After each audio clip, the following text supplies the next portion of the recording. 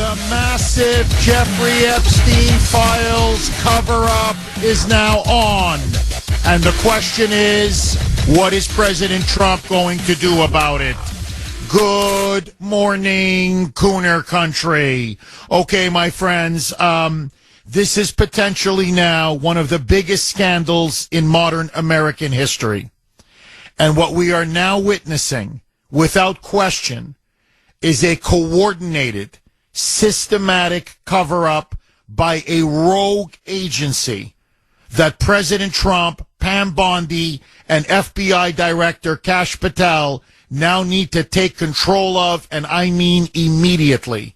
So, here is now the absolute latest, and get ready, because this scandal has multiple dimensions to it. So, on Wednesday, Pam Bondi went on the Jesse Waters show on Fox News, in which she vowed that high noon yesterday, i.e. Thursday, she would be releasing the Jeffrey Epstein files. Everything. The flight logs, the client list, the little black book that Ghislaine Maxwell, his right-hand woman, had of all of the people that Jeffrey Epstein was extorting and blackmailing as he put them on the so-called Lolita Express. These were the most powerful people in politics, business, entertainment, Hollywood celebrities. Fly them to what was known as Pedophile Island, Epstein's little island that he owned in the Caribbean, in which he was then secretly surveilling, videotaping, audiotaping them as they were engaged in gross, disgusting, illicit sexual activity with underage girls and boys. Epstein was at the heart of a global sex trafficking network involving children, underage minors, and he then peddled them off to be used as slaves to some of the most powerful people in America and in the world. And that's why he was killed. I know that the official narrative is he committed suicide in that jail cell. I don't believe it. He was killed. I'm telling you, he was killed. He was killed in that jail cell before he could face trial. Ghislaine Maxwell is rotting in prison for 20 years. She's keeping her mouth shut because she wants to stay alive. And so, Pam Bondi, Donald Trump, and Kash Patel now vowed, Trump in particular, to his eternal credit, saying, I want all of the documents, all of the files, all of the information on Epstein, the investigation by the FBI into Epstein. I want it all publicly disseminated, released to the entire public, so we know exactly who went to that island, who were his clients, who was Epstein blackmailing. And if they need to be arrested, let them be arrested. Yesterday afternoon, the first phase, as they call it, of the Epstein files were released. It was a dud. It was a massive disappointment, not just to me, but to most people in the United States. What was released had been known for years. What was released had been some of it had been redacted. What was released was stuff that we had already known or had been leaked over the last several years. There was almost nothing new that was released at noon yesterday. And then came the bombshell. Pam Bondi then went public with a letter to Kash Patel in which she said that the FBI field office in New York, in particular, the Southern District of New York, they were the ones who essentially oversaw the investigation into Jeffrey Epstein and Ghislaine Maxwell, refused to hand over thousands and thousands and thousands of pages of documents. They only handed over 200 pages.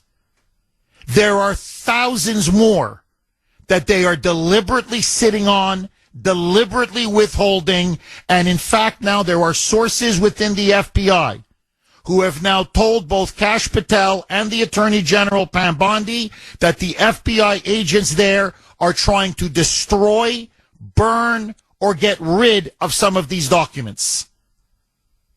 This is a massive cover-up. There's no other way to put it. It's a massive, massive cover-up by rogue FBI agents who are clearly part of the deep state, there's no question, who are protecting very powerful people, or they're under orders to protect very powerful people, who don't want their names to be exposed because it will destroy them. And God knows what else it's going to expose. So, I want you to think about this. Pam Bondi, the Attorney General, said, I just found out, literally, I just found out that my own FBI, people that are accountable to me, that answer to me, that work for me, are deliberately withholding and covering up thousands of pages that I specifically requested weeks ago that they hand over to me. She then told Kash Patel, and Patel was aware of this, saying, you have to go to New York, to that field office this morning, i.e. Friday morning, and I want you there by 8 o'clock. And I want you to find out what happened to those documents, which people were involved, and see if we need to start firing people. So Kash Patel, as I'm speaking to you right now, is on a plane headed to the FBI field office to find out what the hell is going on. Now, let me just say this, because we did later get some information that is important. Later Thursday evening, it was discovered that there was a contact list that they now have and that was released. That's not a client list. I want to stress, those weren't people that were, Epstein's clients he was servicing them, young girls or young boys. But still, it's a contact list of people who are his friends, who are his buddies, who palled around with him, who flew around with him, who are on that Lolita Express. So it's a damning list. Mick Jagger of the Rolling Stones, Michael Jackson, actor Alec Baldwin, that scumbag, Ethel Kennedy, the mother of Robert F. Kennedy Jr. It goes on and on. It's a who's who. It's a who's who. Andrew Cuomo, former New York Governor Andrew Cuomo, supermodel Naomi Campbell, rocker Courtney Love, Bob Weinstein, the brother of Harvey Weinstein. Notice, a lot of connections to Hollywood. David Koch from the Koch brothers, late Senator Ted Kennedy. The Kennedys are implicated in this. Actor Ralph Fiennes. If you saw the movie Conclave, he was the lead in that movie. Is it what? Ray Fiennes? My bad. Ray Fiennes. John Kerry. Kerry Kennedy. Dustin Hoffman, that famous actor. Businessman John Huntsman. Model Liz Hurley. Lawyer Alan Dershowitz. Ivanka Trump. And that's just the tip of the iceberg. That's just the tip of the iceberg. You're getting just a taste of the people who were part of Epstein's network and who palled around and were part of his crowd. Now, obviously, there are very powerful vested interests that do not want this to come out. We know for sure Bill Clinton was a regular on the Lolita Express and on Pedophile Island. There's no denying that now. Prince Andrew, this goes to the British royal family. Another one, a regular on the Lolita Express and a regular on Pedophile Island. So we know that there are some very, very powerful. Bill Gates, another one. We're talking now about some of the wealthiest, most powerful people in the world. And the FBI is withholding thousands and thousands and thousands of pages of documents? That field office in New York, Southern District of New York? The President of the United States, and I'm choosing my words now very, very carefully. The President of the United States. I know he's got a meeting with Zelensky. I understand that. It's a big meeting. They're going to sign a big deal on rare earth minerals. But the President of the United States, along with the Attorney General and along with the FBI Director, need to get on a plane immediately. Why? Because they cannot allow a rogue agency to directly defy the President, the Attorney General, and the FBI Director. They are now in open revolt, covering up one of the biggest scandals in America. They need to go there, find out who was involved, fire them, and close that office down. 19 on the great WRKO. Jeff Kuhner, Boston's Bulldozer. 617-266-6868 is the number.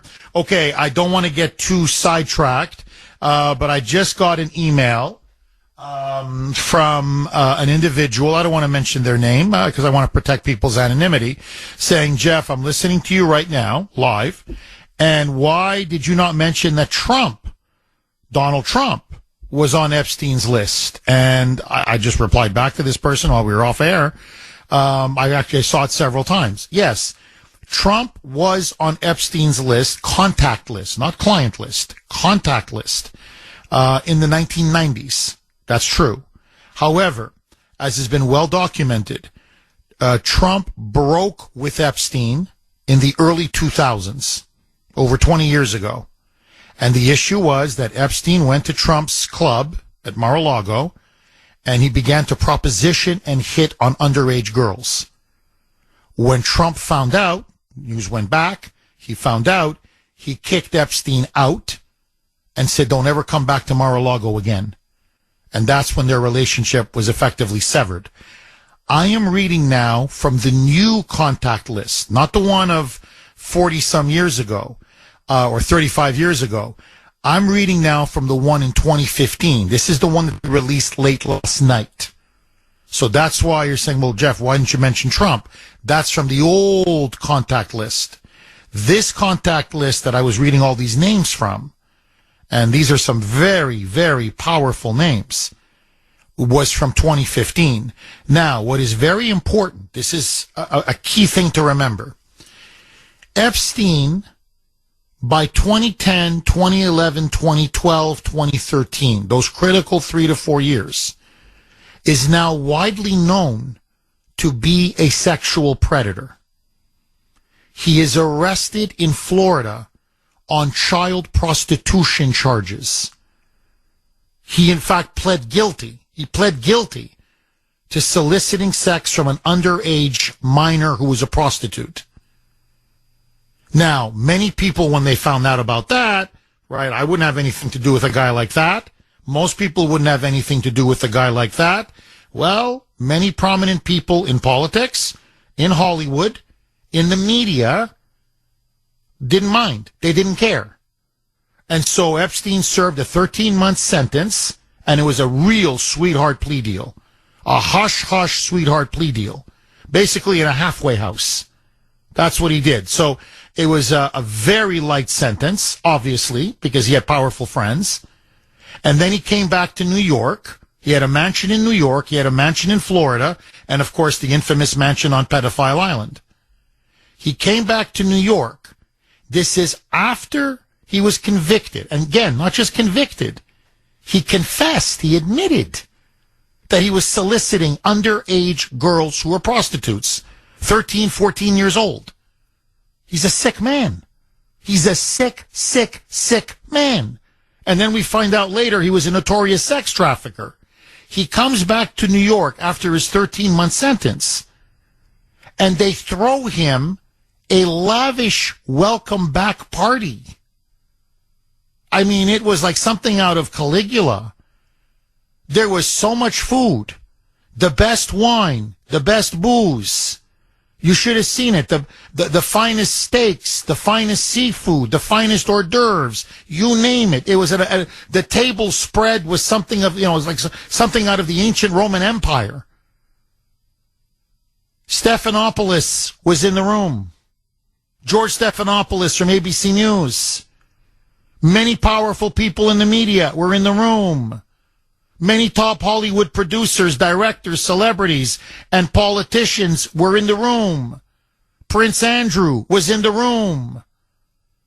And they embraced him, and they toasted him, and they celebrated him.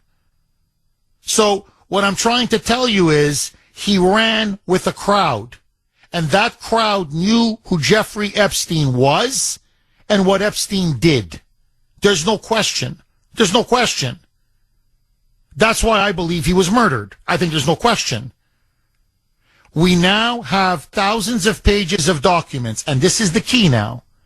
There is a little black book. That's how it's called. It was Ghislaine Maxwell's book. This is what they call the client list. The client list, whereby Epstein writes the names of people who he hooked up with underage girls, whether it be at his New York mansion, because there were orgies going on there. The Florida mansion, there were orgies going on there. And of course, the most notorious was on his Little St. James or whatever it's called, that island in the Caribbean, i.e. pedophile island, where there was orgy after orgy after orgy. Pam Bondi says, when you read the witness statements, when you read the overwhelming evidence, there are at least 250 victims, all of them underage, mostly female, some male. Most were girls, some were boys. And what was done to them, she says it will make your stomach turn. That's what went on. Now, the FBI has the black book. It's Ghislaine Maxwell's black book. We want the black book. That's what we thought was going to be released yesterday. It wasn't. It's somewhere in the field office in New York, unless they've already destroyed it. Also, Epstein, on all three of his mansions, whenever he threw these orgies, these notorious parties, had audio and video surveillance of every room, every aspect of his property. He knew specifically which people were doing what to what child. He was blackmailing and extorting people. How do you think he became a billionaire? That's literally how he made his money. We want the tapes. We want it all. Hey, all right. So Donald Trump, I don't know why. I mean, honest to God, you're sitting on a massive bombshell of pedophilia, sex crimes against children. And, you got people in this audience, this guy D something, I don't want to mention his last name, who's going on about, you're being disingenuous, you're being dishonest. Trump was on those flight logs. Oh, my God, these people, I'm telling you, could you get a life?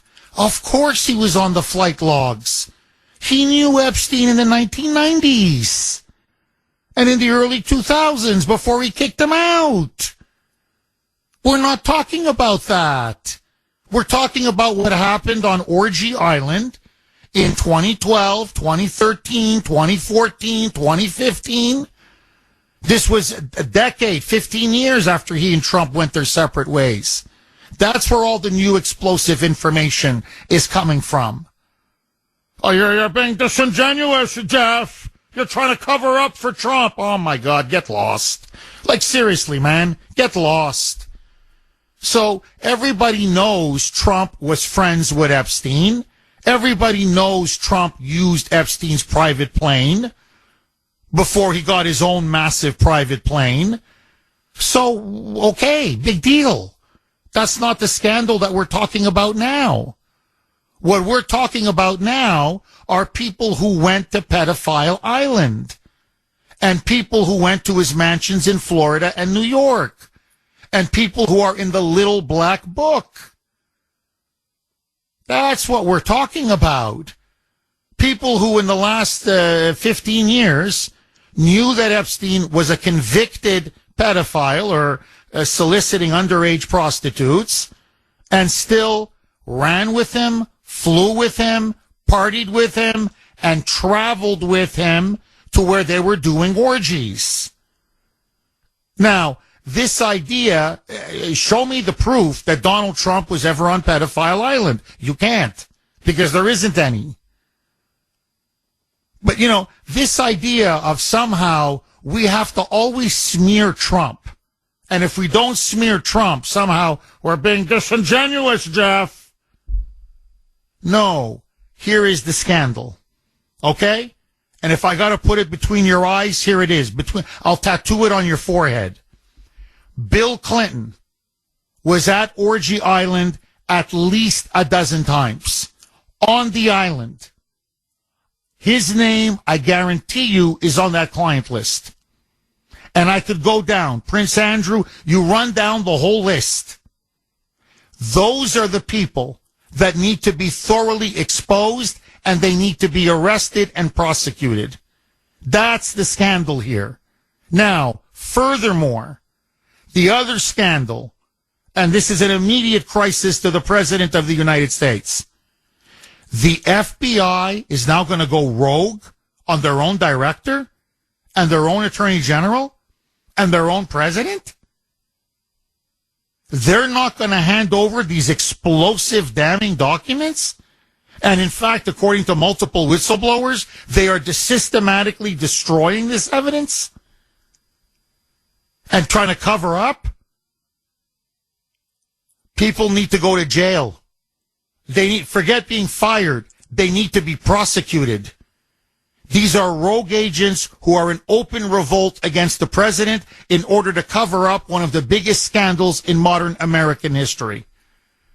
Now, Pam Bondi, I think, blew this. She telegraphed her move. She had to fly. See, that's another thing I keep saying all the time. Why is every Trump administration official going on Fox News and constantly blabbing their mouth?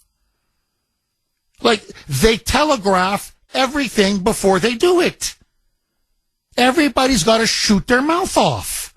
So, Pam Bondi goes on Jesse Waters and says, I've got damning information. We're going to release it tomorrow. Well, apparently you didn't have all the information because the FBI agents in New York played you like a fiddle. They gave you 200 documents. You thought you had it all. They've been hiding 3,000, 4,000, 5,000 pages.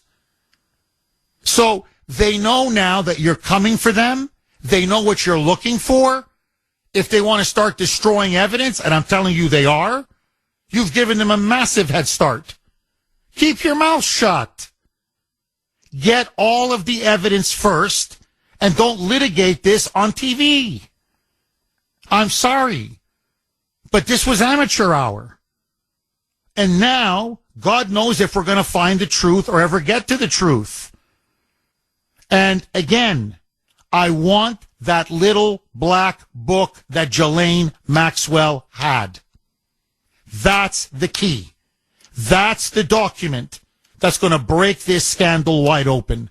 So I want to ask all of you, double-barreled question. What do you think now should happen to these FBI field agents in New York? Many of them, by the way, with ties to James Comey. It's coming out now. These are Comey's people who now withheld all of these documents about Jeffrey Epstein to Pam Bondi and Kash Patel so they couldn't release it to the public. What should Trump do? What should happen to them? And ultimately, who do you think they're covering up for? Because the names now, Andrew Cuomo, Bill Clinton, Mick Jagger, Michael Jackson, supermodels. I mean, I could go across the board now. Bill Gates. These are some of the most powerful people in the world. But I suspect there's more. I suspect this is just the tip of the iceberg. So I want to hear from you, Kuhner Country. What do you think should happen? And what is the FBI now trying to cover up? 617-266-6868 is the number. Okay, lines are loaded. Who do you want me to go to first, Mike? Tony in Gloucester. Thanks for holding, Tony, and welcome. Jeff, what a wonderful day. And this is what we've been waiting for decades. It is all going to come out. As you always say, quite correctly, follow the money. I guarantee you that these FBI agents have been paid off, like all these other people. The difference that we have now is with Doge and these computer people, they can find anything. I know one guy, young guy, I've known him since he was a kid. He can find any lost information. That's his job. That's his forte. We've known for years about the corruption, but like especially with the politicians, they become so arrogant that they don't care. Mitch McConnell, his wife and his father-in-law given a shipping company from China. Nancy Pelosi with the insider trading. We all know what their attitude is. Yeah, so what? But they're so arrogant now that I think the days of cash in a suitcase are gone. This money's going right into their bank accounts. The Ukraine money. We're going to find out who all these people are, especially the politicians, how much money they got, and it's all going to break, and it's about time.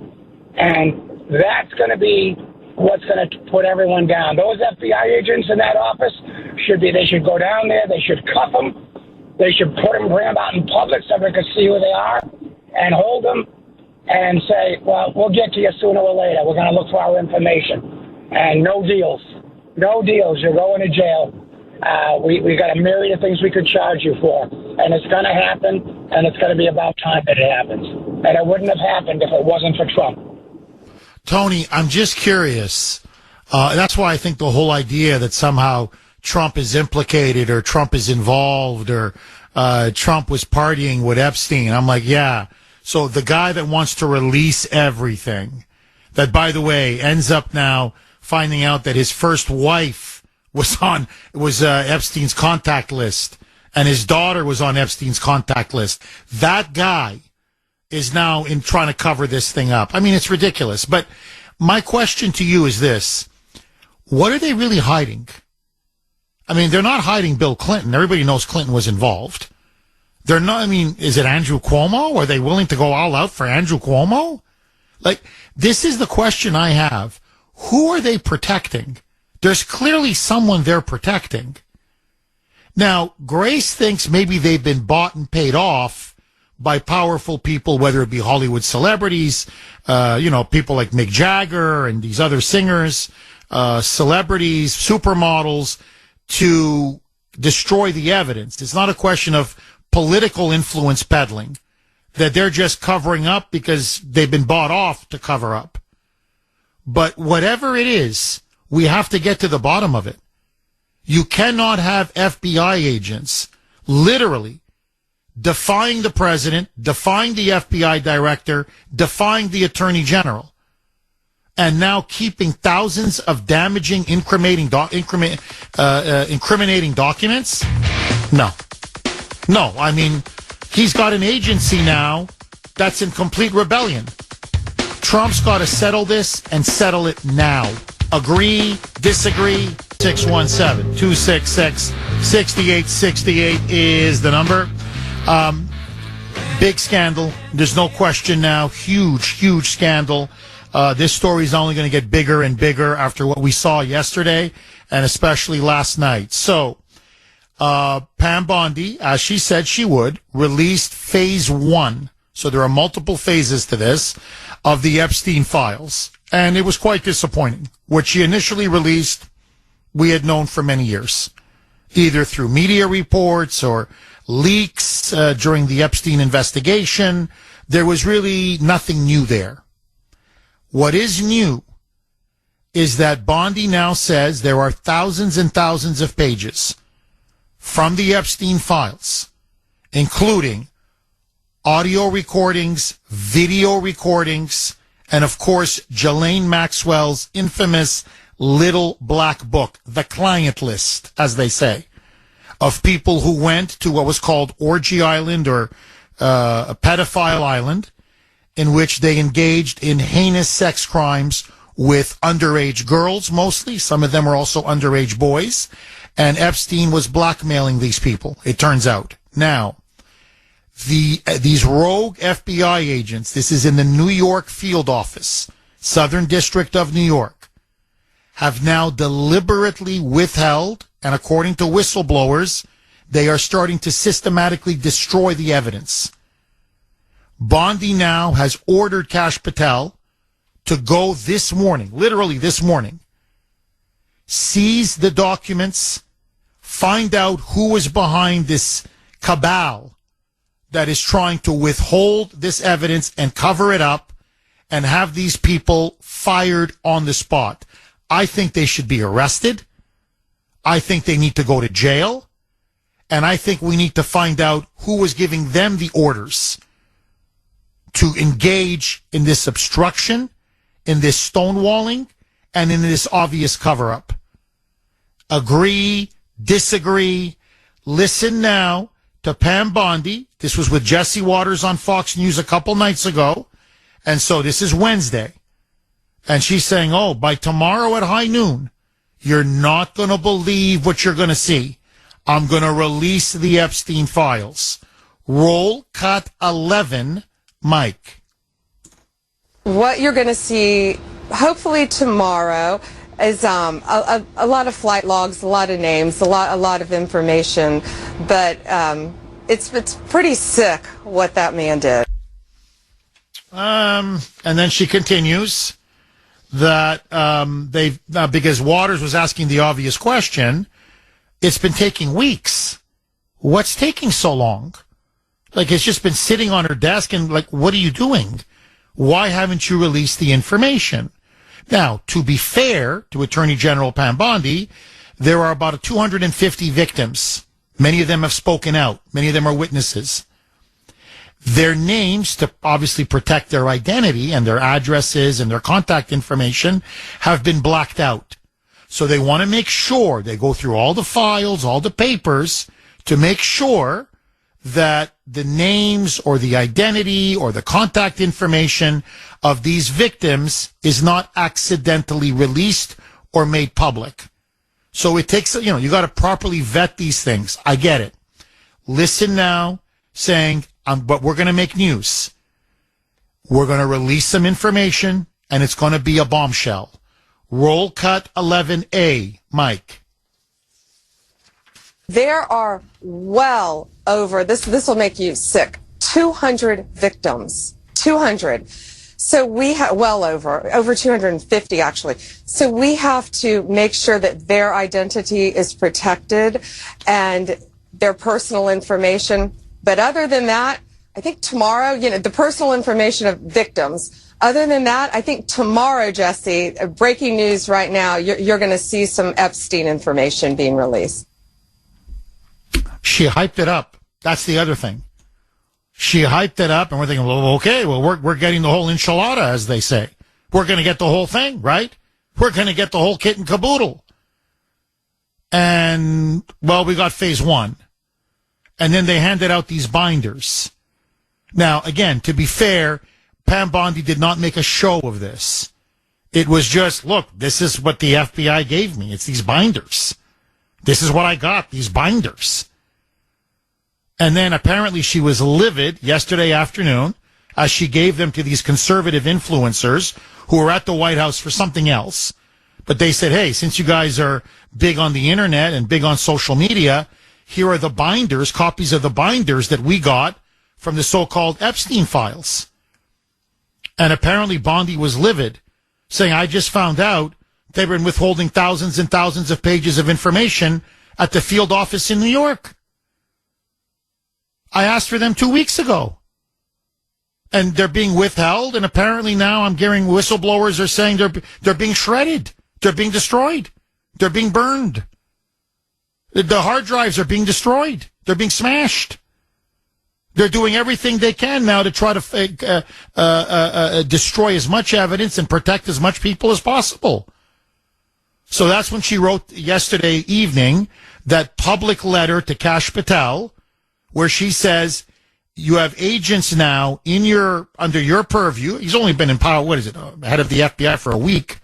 So they're on very good terms. She's not accusing him of anything. But she's just saying, Kash, look, you're shocked. I'm shocked. You got agents now. I've just been made aware at the FBI, in your agency, that are now in open revolt against you, against me, and against the president. And they are hiding information, deliberately withholding information, and I fear destroying information, getting rid of information. You've got to go down immediately, find out who these people are, fire them if you need to, and seize the information before it's gone. I think personally, I think it requires more than Kash Patel. I think the AG should go. I frankly think Trump should go. I think Trump should get on that plane, fly down with his AG, with Kash Patel, bring the cameras with him, and say, look, this is what they're covering up. This is how bad the corruption is. And how many powerful people are on that list. And how many of them were invested in destroying me politically, in making sure that I never come to power. This is, I think, a critical moment in his young presidency. He can't allow them to get away with it. He can't allow them to succeed in destroying or covering up the evidence. They've got to get that black book, that Ghislaine Maxwell's little black book. They've got to get it, because that's the smoking gun. Agree, disagree, 617-266-6868 is the number. Adriana in Hyannis. Thanks for holding, Adriana, and welcome. Good morning, Jeff. How are you? Good. How are you, Adriana?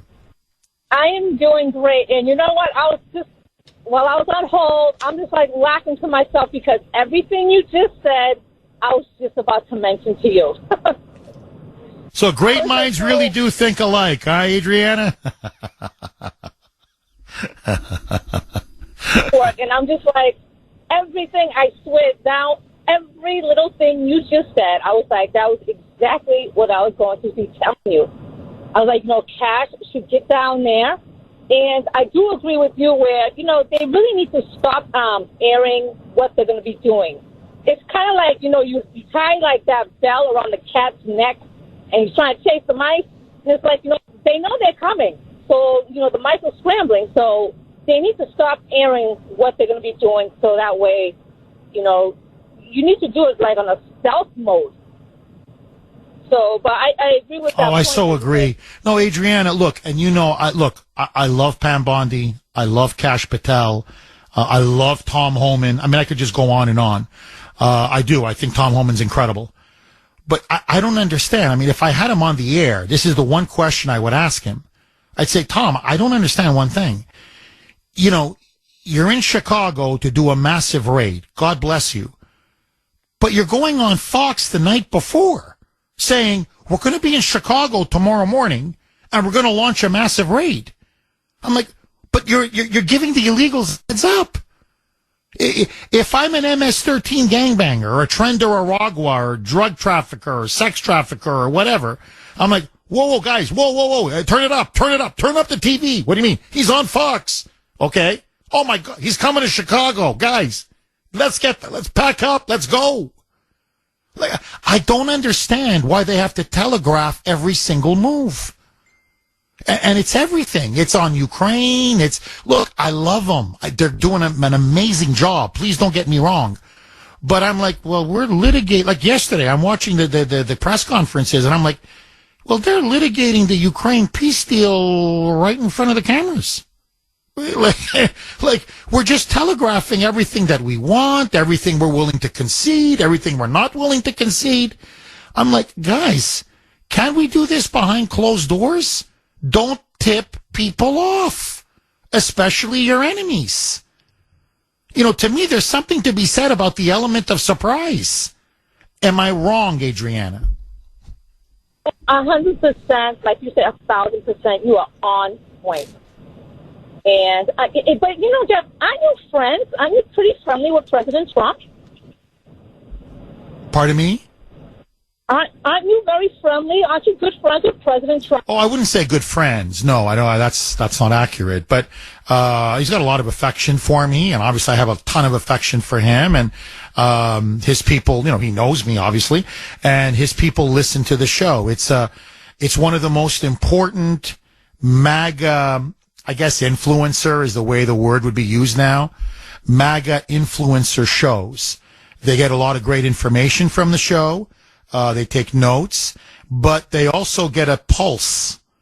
They can understand what Trump's base is thinking by listening to the show and listening to the callers.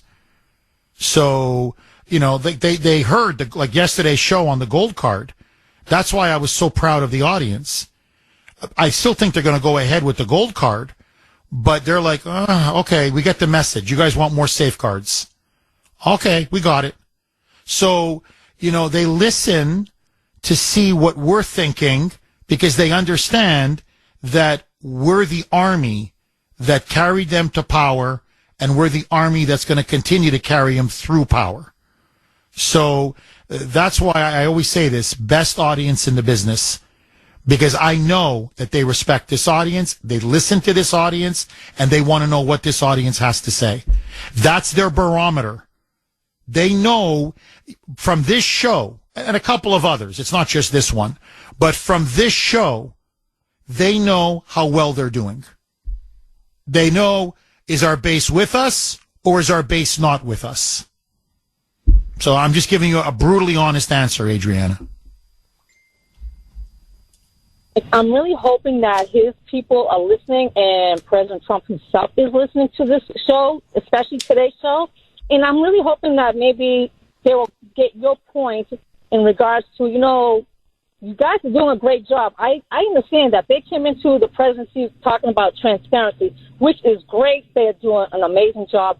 But I'm really hoping that they listen to what you have to say and what the audience has to say in regards to, you know, do what you have to do, but don't advertise your business every single second and letting them know what's going to be happening, because you're putting them all in the position of they are one step ahead of us. Bingo. And I couldn't have said it better myself. Adriana, thank you very much for that call. I really appreciate it. You're giving them a heads up, and you're giving them time to react. And, like, destroy evidence. You know, I mean, as an example, just taking this New York field office.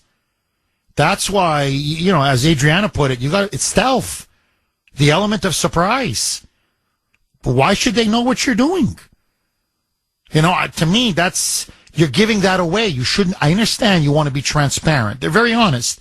We want to be transparent. We want the American people to know what we're doing at all times. I get it. You can hold us accountable. Everything is open. It's not in the shadows like it was under Biden. So it's very noble. I get it, of course. But guys, some things, you know, they don't have to know everything. But that's me. Okay, just very quickly, this is from Larry on Messenger. That New York field office, the Southern District of New York. Jeff, this is the same field office that investigated Trump, his lawyers, among other deep state investigations. So exactly, that's the cabal of those that led the lawfare against Trump. So it's a hornet's nest of never Trumpers, anti-Trumpers, partisan Democrats who are out to destroy Trump.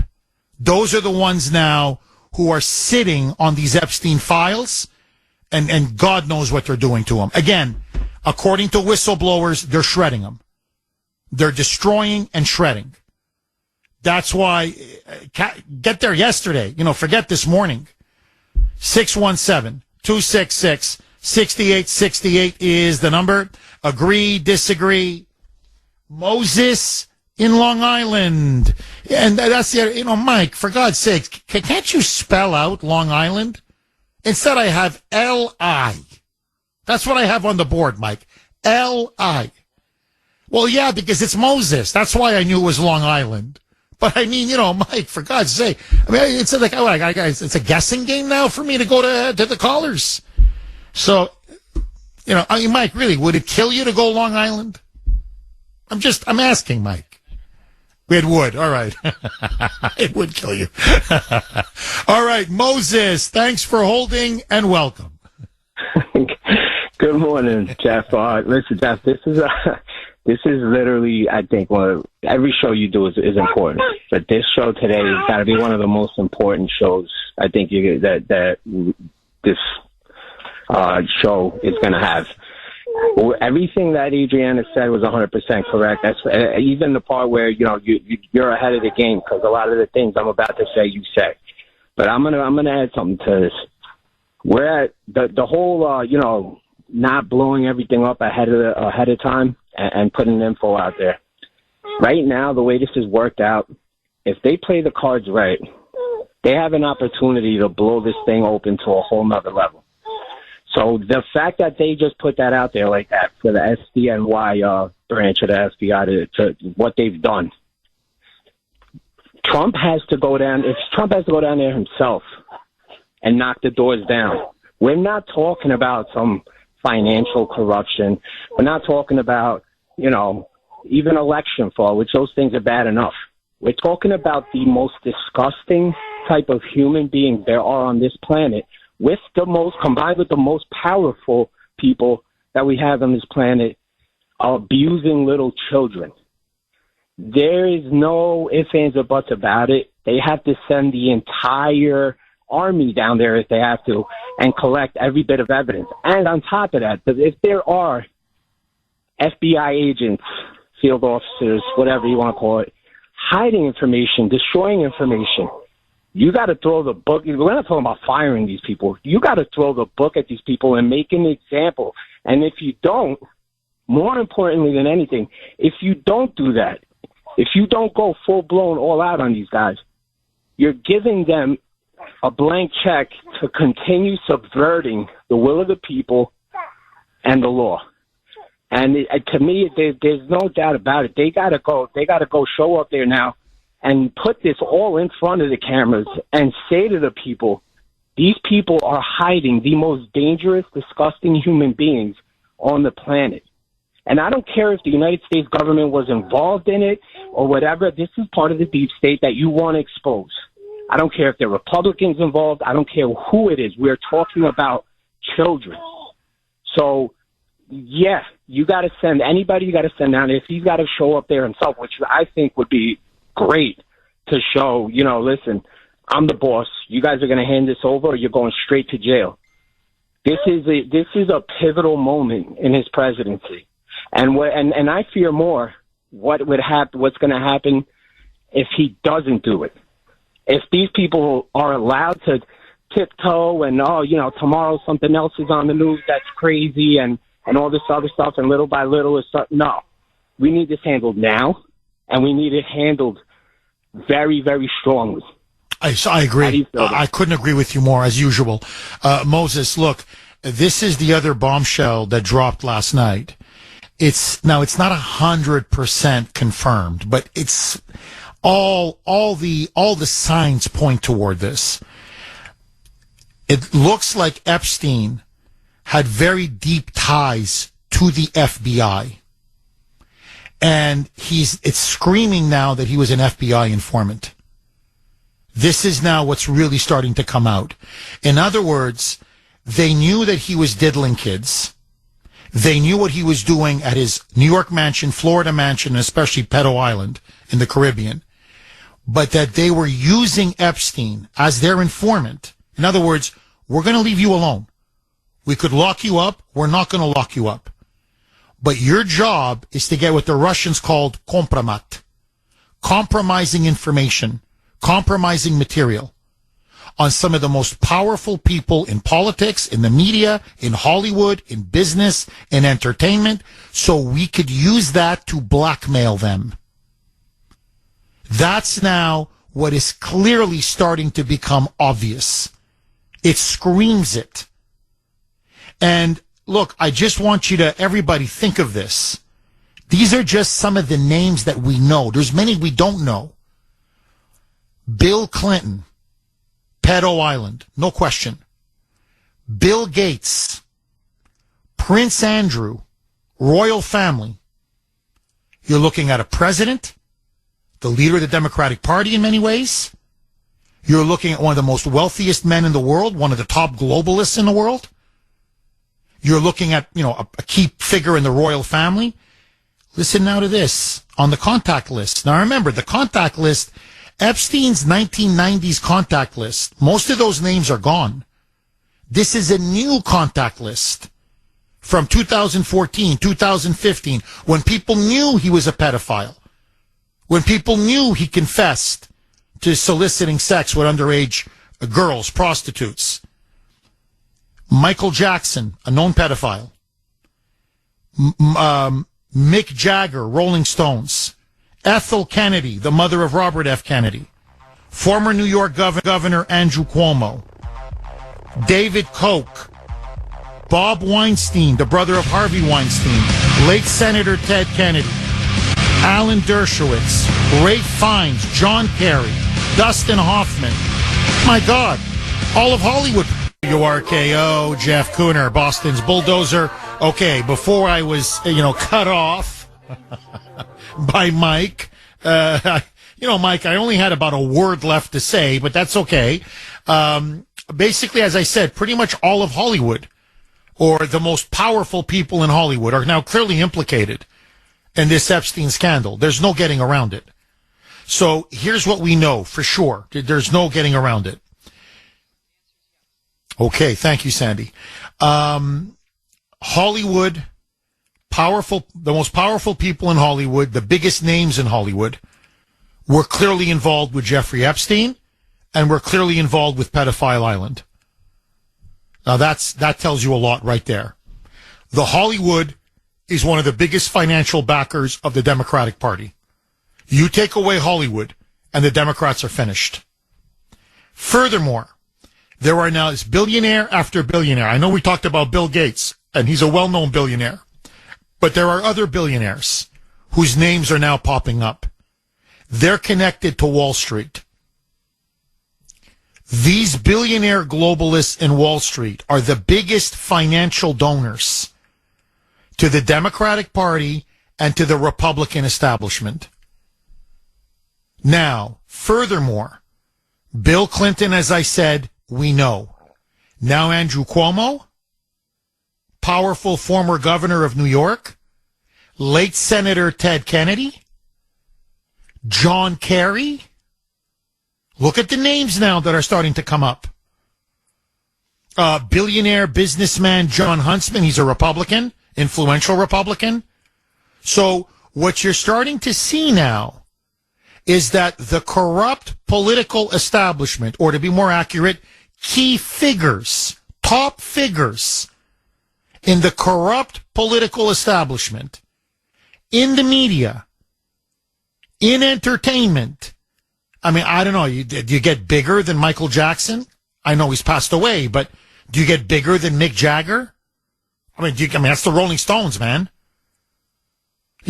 We're talking, these are the supermodels, the fashion industry. I mean, even I know of Naomi Campbell. I mean, I don't follow fashion, but I know the name. Liz Hurley, I know that name.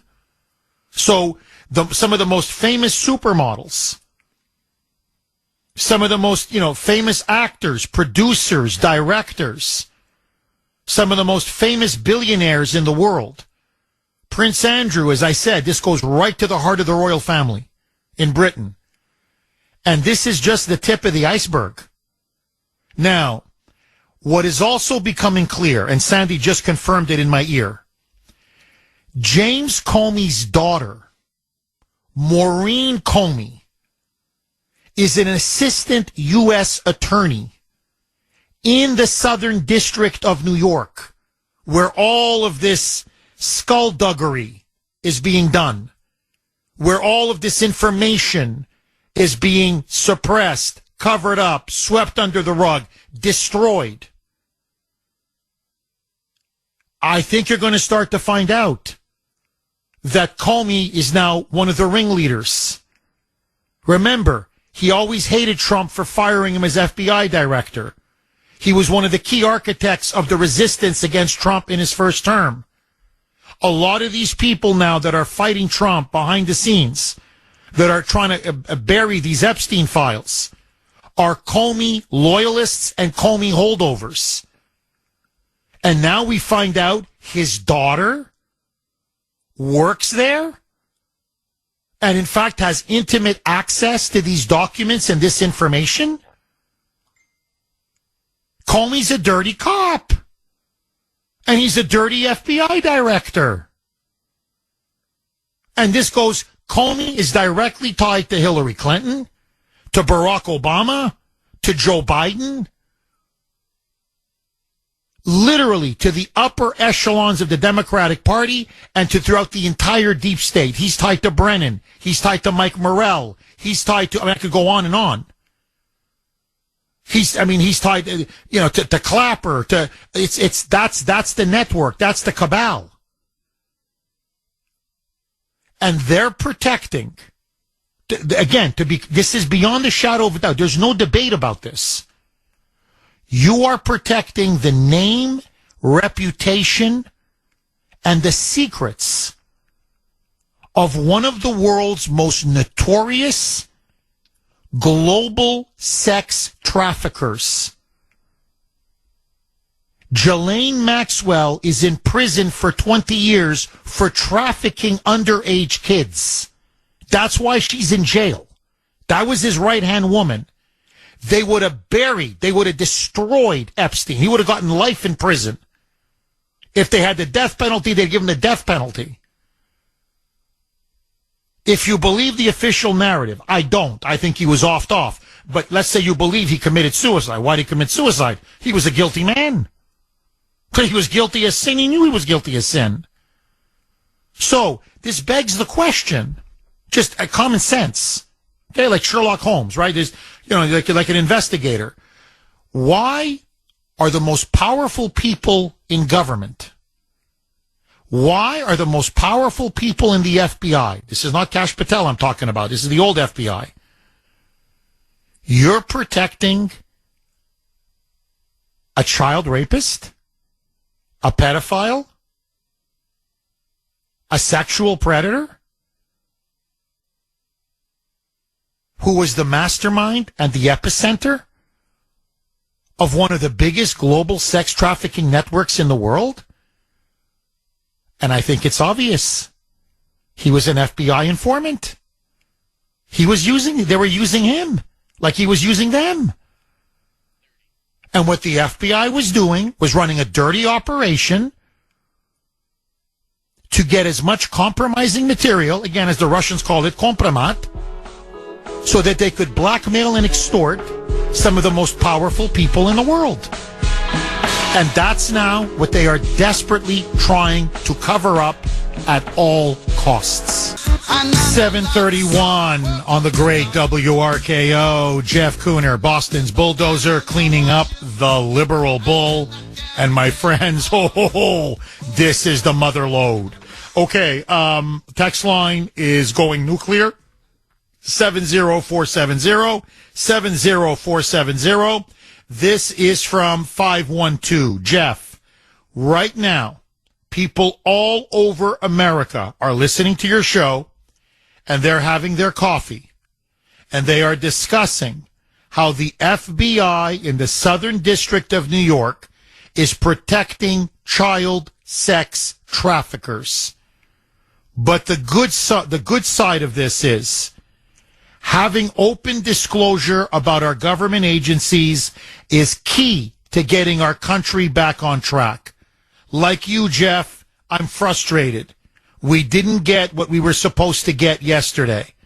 But now Americans are glaring at an FBI through a new lens. They are now protecting child traffickers, and by protecting child traffickers, that makes you complicit in child trafficking. That's Comey's FBI. That's much of the so-called rank and file of the old FBI. Not all, obviously, but that's a hornet's nest over there in New York. There's no question now. Southern District of New York. No question. No question. Okay, just one more, and then I want to go right to the phone lines. 617-266-6868 is the number. Okay, this is from Business Insider, and I want to give a hat tip to listeners out there who sent me this story. Many people don't know this, but Maureen Comey, James Comey's daughter, was a lead prosecutor in the Ghislaine Maxwell's child sex trafficking case. People don't know that. She was the one that was one of the top people in that criminal case against Ghislaine Maxwell. And she was the one that worked on the sex crimes case against Jeffrey Epstein. Meaning, she knows about all the audio tapes, the videotapes that he was using to blackmail people. She knows about Ghislaine Maxwell's little black book. She knows about the client list. She knows it all. She knows it all. And I think there's no question she's still there. By the way, why didn't Pam Bondi fire her right away? Trump gave an order to her. I'm sorry, I have to just call it the way I see it. If you remember, he gave an order, specific order. He goes, all of these assistant U.S. district attorneys, all of these Biden or Obama holdovers, I want them all out. I clean house. I want them all out. Every single one of them. Now, she got rid of a lot of them. Don't get me wrong. I'm not saying she did a horrible job. But why didn't she get Maureen Comey out? Maureen Comey should have been fired under Trump's order and directive. Why didn't she do it? I have to ask. Now, I think it's pretty obvious now. Okay, this is now, I mean, we're just connecting the dots. It's pretty obvious. This is why the New York City FBI office, this is why the Southern District of New York didn't send over the Epstein files to Pam Bondi and Kash Patel. Because this is Comey's network. It's pretty clear. And they're involved now in naked obstruction, in naked defiance. Look, forget being fired. They got to go to jail. You got to see some perp walks. I mean, like, really, to Kash Patel and his people, look, time for talk is over. Seriously. If this is not, if you don't prosecute this, if this is not criminal, then honestly, I don't know what is.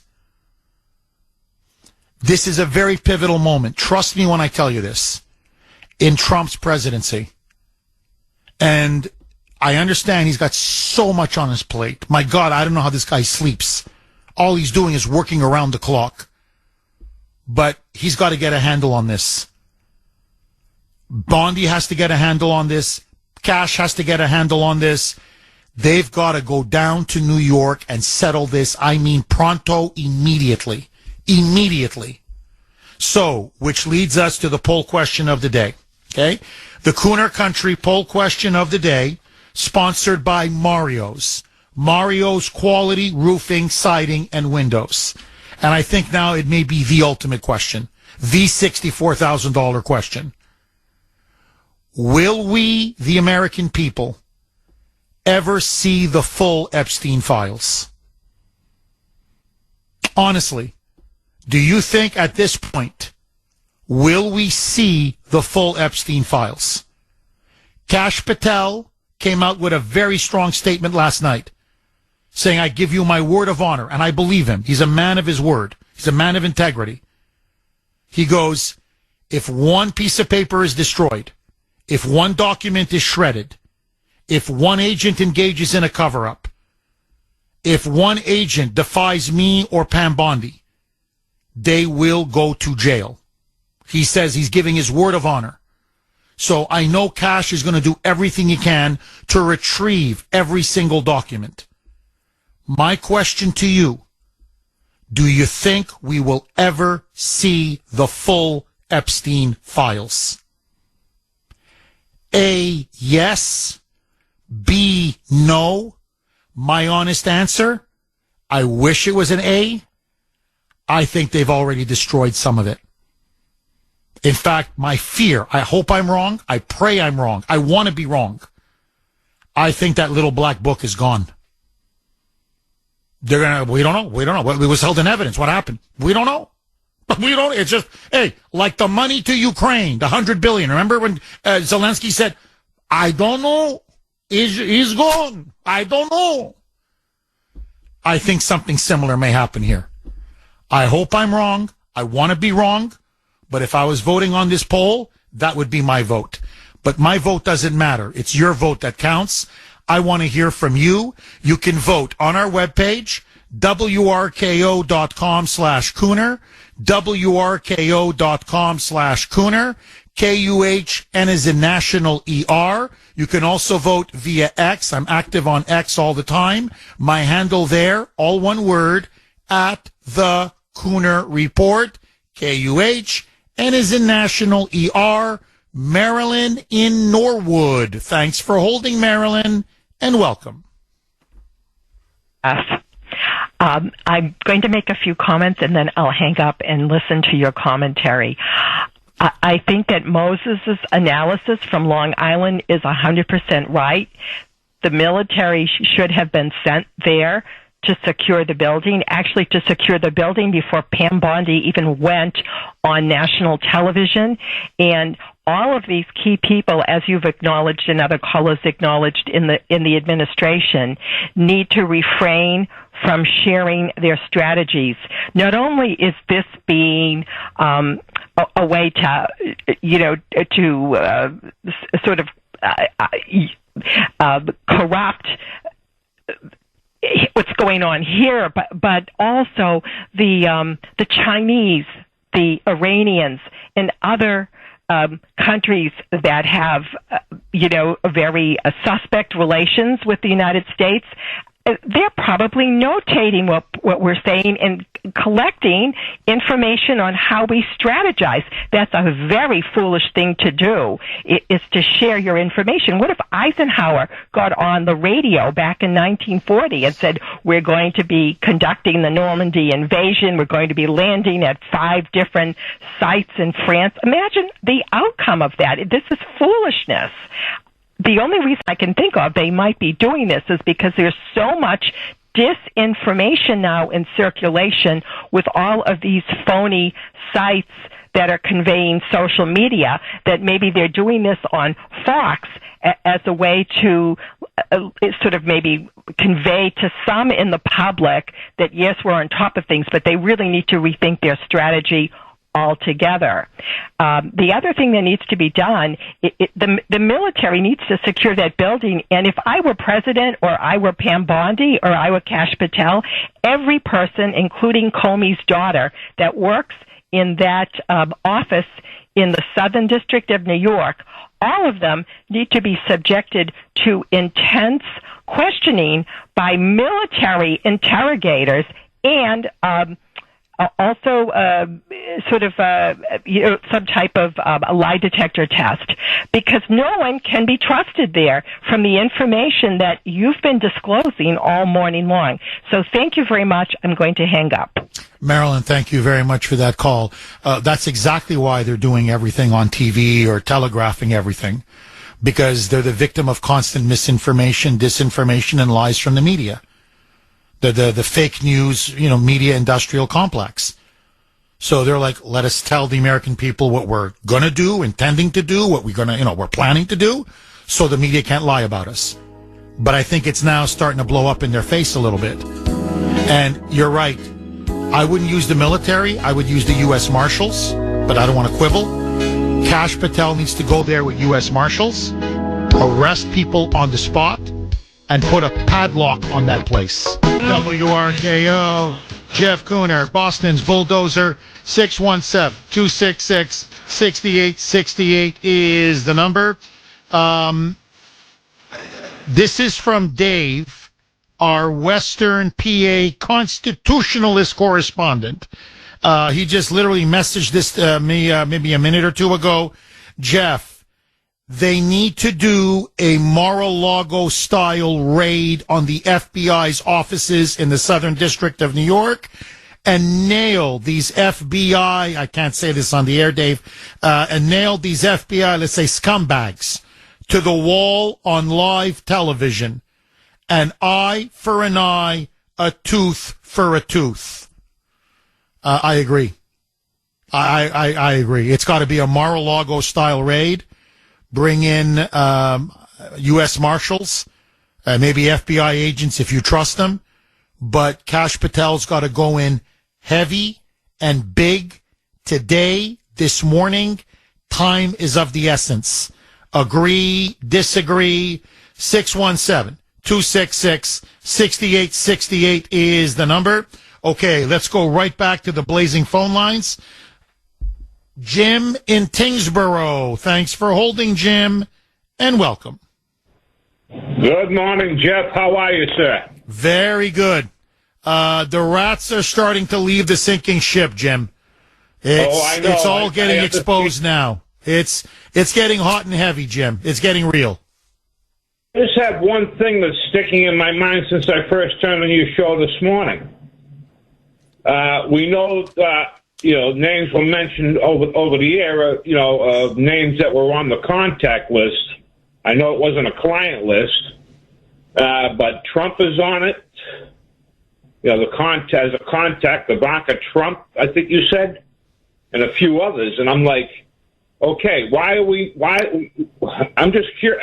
It kind of leaves me like on a cliffhanger, if you know what I mean. And I haven't heard anything other on it since your show began. I was just wondering if you guys... Well, okay, no, look, yeah, it's a great question, Jim. Great question.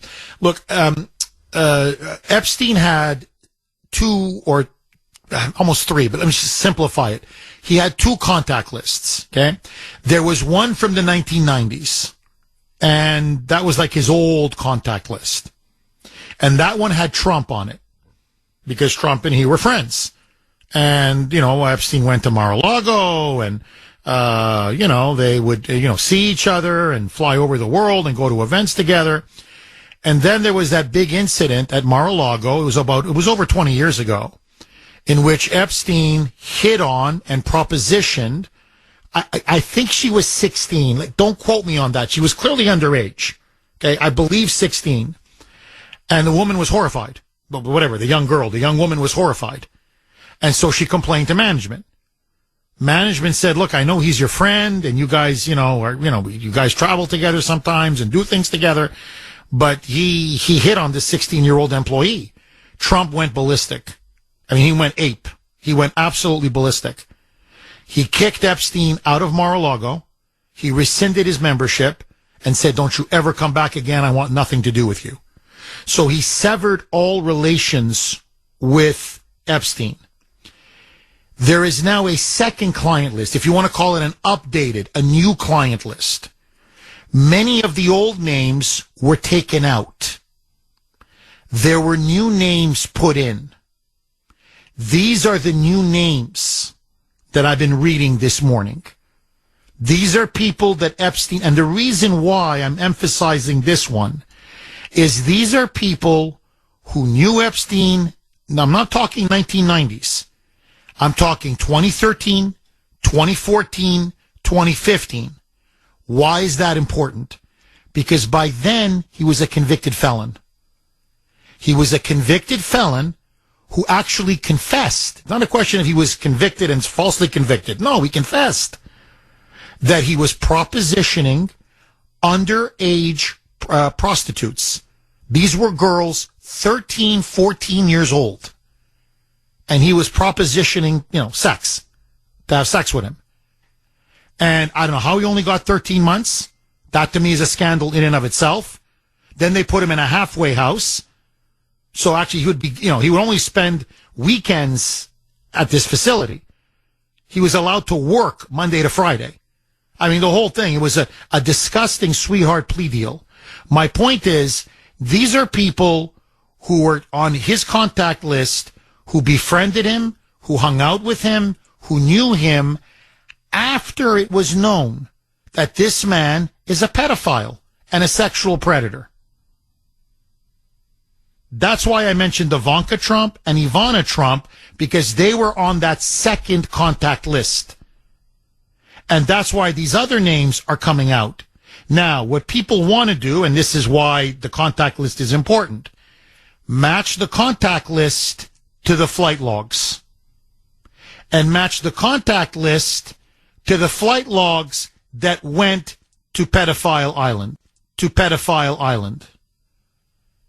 And then you really start to see what's going on. And the one that will remove all doubt is the little black book, the client list, as it's called. That's what Ghislaine Maxwell had. That's what she had before she went into prison. That's what the FBI is holding somewhere in their, depository of evidence. And that's the fear that maybe that's what they have destroyed. I don't know if I made it clear, but that's the sequencing of everything. So what we got yesterday were the flight logs, which we pretty much knew. But then we got the latest, most updated contact list of 2014, 2015. That was new. And then we got the bombshell later yesterday in the evening that it looks like Epstein was an FBI informant. There are so many now connections to the FBI on the contact list. He knew a lot of people in the FBI. He had their names, he had their numbers, they had his name, they had his number. So it's pretty obvious that they were using him as an informant. And the question is, well, why would they be using him as an informant? Well, they weren't arresting anybody. No one's been arrested. They were using him to dig up compromising material, to blackmail and extort. And look at the names on the list. Some of the most powerful people in the world. And those are just the names that we know of. To me, the question is, what are some of the other names people think were on that client list? That's what I want to know. Because I don't think it just stops with Bill Clinton and Mick Jagger, or Prince Andrew, or Michael Jackson, or Bill Gates. I think there are other people, even more powerful people. But that's me. Jim, final word to you. The list has been doctored, obviously, Jeff. I mean, it's common sense, really. I mean, this new, all of a sudden we get this new list out of nowhere. So, something is going on. Something is going on. Look, to be fair, once it came out that he was a convicted felon, a lot of people dropped him like a hot potato. Nobody wanted to do it. A lot of people didn't want to have anything to do with him once they found out this guy was into diddling kids. What to me is shocking is how many people still stayed and were his friends and went to his lavish parties in New York and in Florida, and especially on Pedophile Island, knowing that this guy was a convicted felon and a convicted pedophile. That, to me, is what's unforgivable here. But look, everything goes down to that client list, that little black book. I want the little black book. Once we have that, then we know the full story. So the thousands of pages of files that they're withholding, I'm telling you, are the most damaging, incriminating files that we have on Epstein. And so you have to ask yourself, to me, it's just logic. It's just logical. Why would the FBI, and so brazenly now, put its neck out to protect these files and literally not hand them over? They're risking their careers at a minimum. Many of them may likely go to jail. So why? And I think it's obvious. Epstein was an FBI informant. And just, I know I'm up against it, Mike, but just very, very quick, just to finish this thought. We now have a damning email. Okay, just to add to the dots that we're connecting. There is a damning email of James Comey. Now remember, Trump fired him in 2017. Think of this. This is 8 years ago. 8 years ago. Okay, 8 years is 8 years. There's an email in which he explicitly is giving emails to FBI agents in the Southern District of New York, telling them to, quote unquote, dig in and hang on in order to wage resistance against the Trump second administration. So Comey is still quarterbacking this cabal to undermine Trump and to sabotage Trump's presidency in 2025. With his daughter basically he may be the coach, she's the quarterback calling the plays in that office. Now, I'm sorry, I've got to ask the obvious question. How come not every single FBI agent in that Southern District of New York hasn't been fired, and why haven't they been arrested? James Comey has no right sending emails telling FBI agents, don't give him anything, don't cooperate with them, undermine them, resist them, stop them, go after Kash Patel, go after Pam Bondi. That's obstruction, man. You want to talk about an insurrection? Here's your insurrection. Comey's got to go to jail, man. I mean, a lot of them do, but Comey now clearly is one of the key ringleaders in all of this. 617-266-6868. Okay, slightly past 8 o'clock. That's my fault. So let's just say 8-ish. Friday, you know what that means. Kuhner's call log, caller of the week. It's time for Kuhner's Call Log, where we showcase our favorite caller from the week. I can hear you. Can you hear me? Thanks for holding, Jose. I was down the beach the other day with my leftovers. I like to give them to the seagulls. So I go down there with my container. I look left. I look right. I'm not stupid. I'm not ignorant. I know people don't like to see seagulls flocking around them. So I dumped the container on the seawall. All of a sudden, out of nowhere, this pink-haired liberal shows up, and she's saying, she got the bumper stickers and everything. She's saying, that's not the proper diet for those seagulls. I said, lady, these things can digest rocks. I wouldn't worry about it too much. It's like ziti and sausage and all this stuff. So she says, nevertheless, you shouldn't be doing that. I'm like, okay, lady, you win, whatever. Have a nice day. I turn around to leave. The seagull takes a big dump on her head. And next week, it could be you on Kuhner's Call Log. Please, don't be a stranger. Call again. Honestly, I don't know how forgive me. I don't know how Mike did it this week. It was one outstanding call after another. Although that's one of the funniest calls I've ever had. Talk about poetic justice. Okay, my friends, 617-266-6868 is the number. Okay, and look, by the way, one of the texters makes a really good point. I mean, just to talk about, why are they telegraphing everything? By the way, you can text us 70470. This is from 508.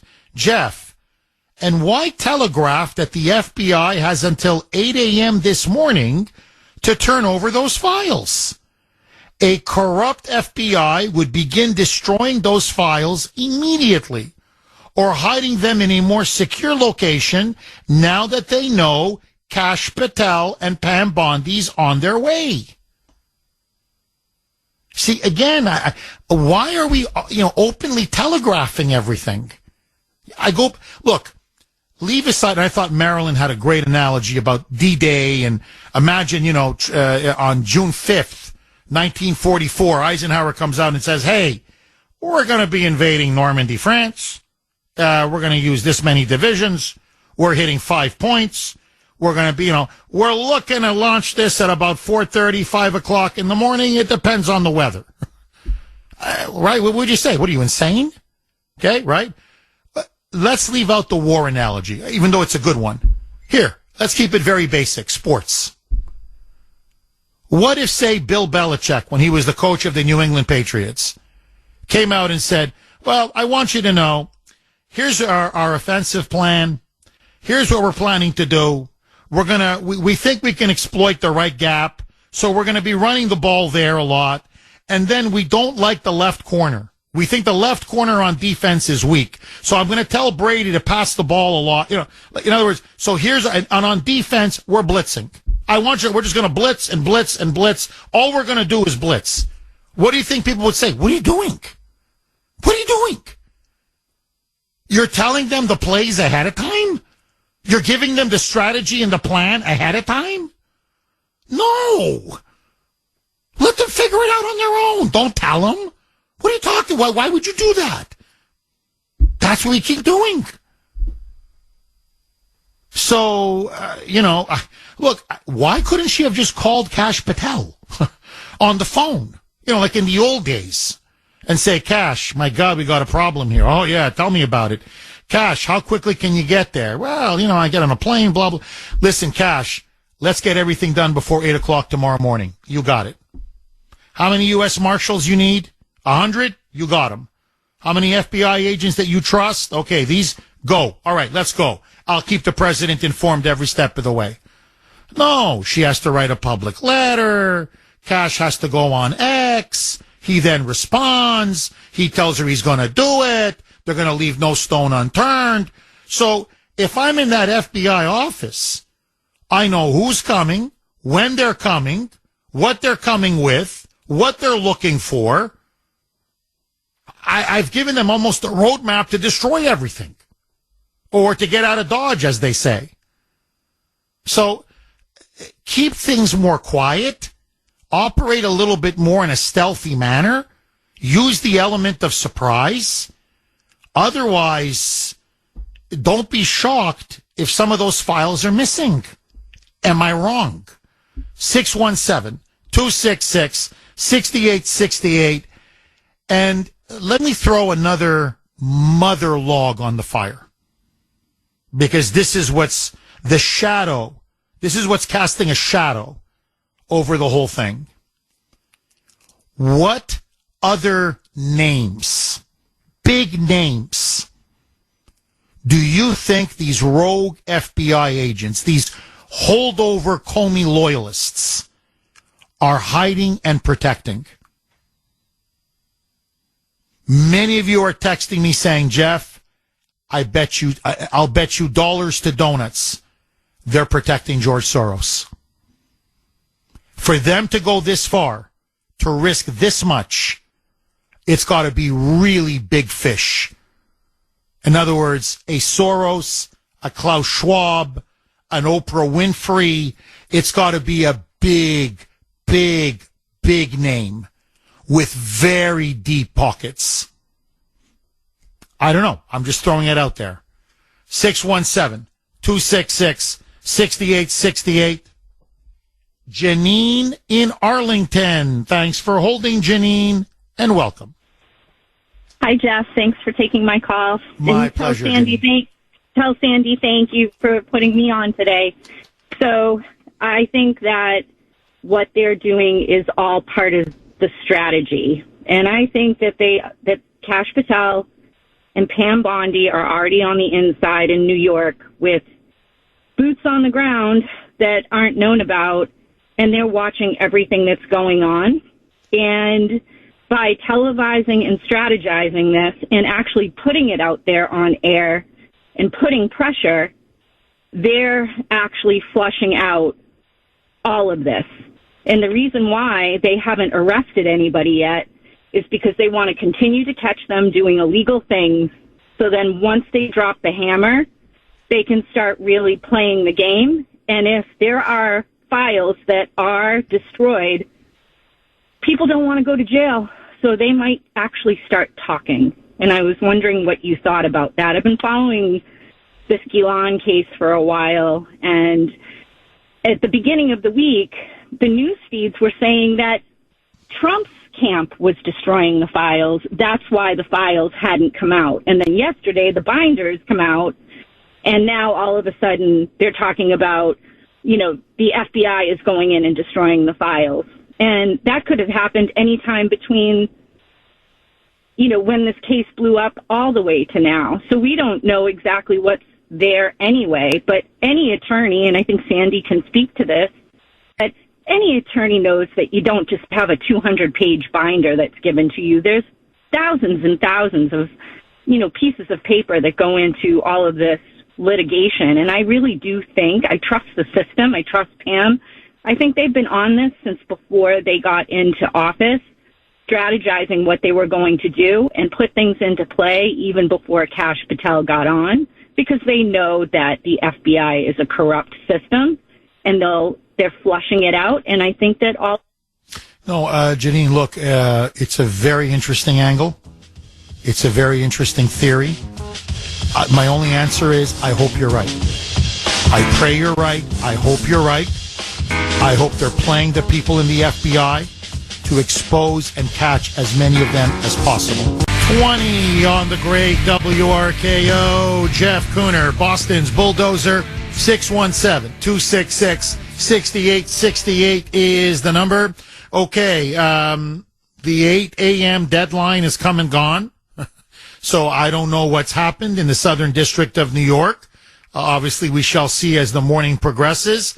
But if they follow through on their word, Kash Patel should either be there or on his way there, and arrests should be made immediately.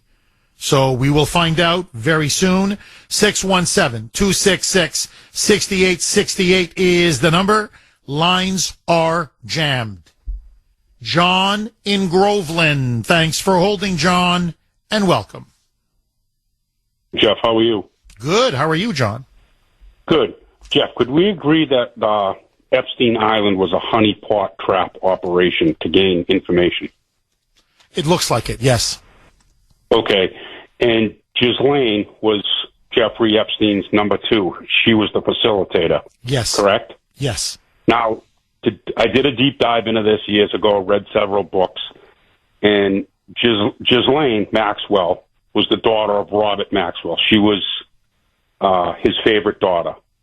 And Robert Maxwell was a wealthy media baron in the UK, Czechoslovakian-born, Jewish heritage. Actually, his parents, 3 of his siblings, and his grandfather were murdered in Auschwitz by the Nazis. Robert Maxwell spied for Britain during World War II. He was MI6. So he was a spy. He also worked for Israel. They think he was a Mossad agent. Robert Maxwell passed away in 1991. He's actually buried on the Mount of Olives in Israel. Yitzhak Shamir attended his funeral. So this doesn't just, like you touched on it, the FBI was running this operation. It goes deeper than that, and I think that's why they're letting this out in drips and drabs. It involves the UK, MI6, but in particular, Mossad and Israel were the financiers of this whole thing. And Ghislaine, the apple doesn't fall far from the tree, was most likely a Mossad agent. Her dad, Robert Maxwell, was instrumental in building Israeli military when the country was formed, particularly their Air Force. And he got Israel their nuclear capabilities, believe it or not. That's a whole different thing with software that was given to Five Eyes intelligence agency. So this whole operation, it involves massive celebrities, politicians, to blackmail them, to keep them in control for the intelligence agencies of America, Israel, and the United Kingdom. And I think some of the stuff we're seeing is just the tip of the iceberg. And yesterday was kind of a debacle. You don't see, like, they telegraphed their punch. Trump's a smart guy. He plays 3D, 4D chess. So I think, like one of your previous calls just said, maybe they're doing this to smoke out the rats within the FBI that are withholding this information. But this is bigger than we think it is. It's not just the FBI. And it ties into the intelligence agencies that are involved in Five Eyes, particularly Israel. And maybe that's why some of this information is only coming out in drips and drabs for the public. But I think with the players that Trump has picked, Bondi, Kash Patel, we should see full disclosure. Maybe not 100%, but pretty much in the future, I think we're going to see some stuff. Well, look, John, you've laid out a lot of interesting information, a lot of interesting facts. I don't know. I can't speak to the British or Mossad angle. I don't know. I know Robert Maxwell. I've read a lot about Robert Maxwell. Everything, much of what you say about him is true. The other part, to me, what always interested me about Maxwell, to be honest, was you're right. He was a billionaire. He was a media tycoon. He was also one of the key architects of the European Union, or then it was called the European Community, the EC, before it became the EU. He was a big globalist, huge globalist, quite anti-American, a man of the left, not a communist, but a man of the left, a man of the globalist left. What I read about Ghislaine Maxwell was that after Robert Maxwell passed away, she lost her way. And that's why she fell in with Jeffrey Epstein. She was used to living high on the hog. Her father was a very wealthy man. Epstein promised her an incredibly lavish jet-setting lifestyle. But frankly, what I've also read about Ghislaine Maxwell is she was in some ways as much of a pervert as Jeffrey Epstein. She was a sexual deviant the way Jeffrey Epstein is, or was. So she wasn't just Epstein's lover. She was the facilitator. She got the young girls.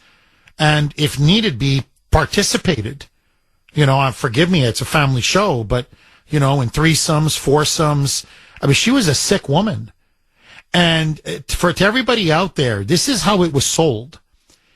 They hired these girls, or got these girls, to become masseuses. They're like a massage. So the way the front story was, oh, no, they're just giving these guys massages. So there's a very famous picture of Bill Clinton. He's about to board Epstein's Lolita Express, as it was called. And there's a young underage girl giving him a massage. But the massage led to a hell of a lot more. And that's where the sex crimes were committed. Oh, Jeff Kuhner, Boston's Bulldozer, 617-266-6868 is the number. Okay, couple lines are open if you want to jump on. 617-266-6868 is the number. Okay, many of you are emailing, texting, messaging the Kuhner Man saying, Jeff, Chief Justice John Roberts.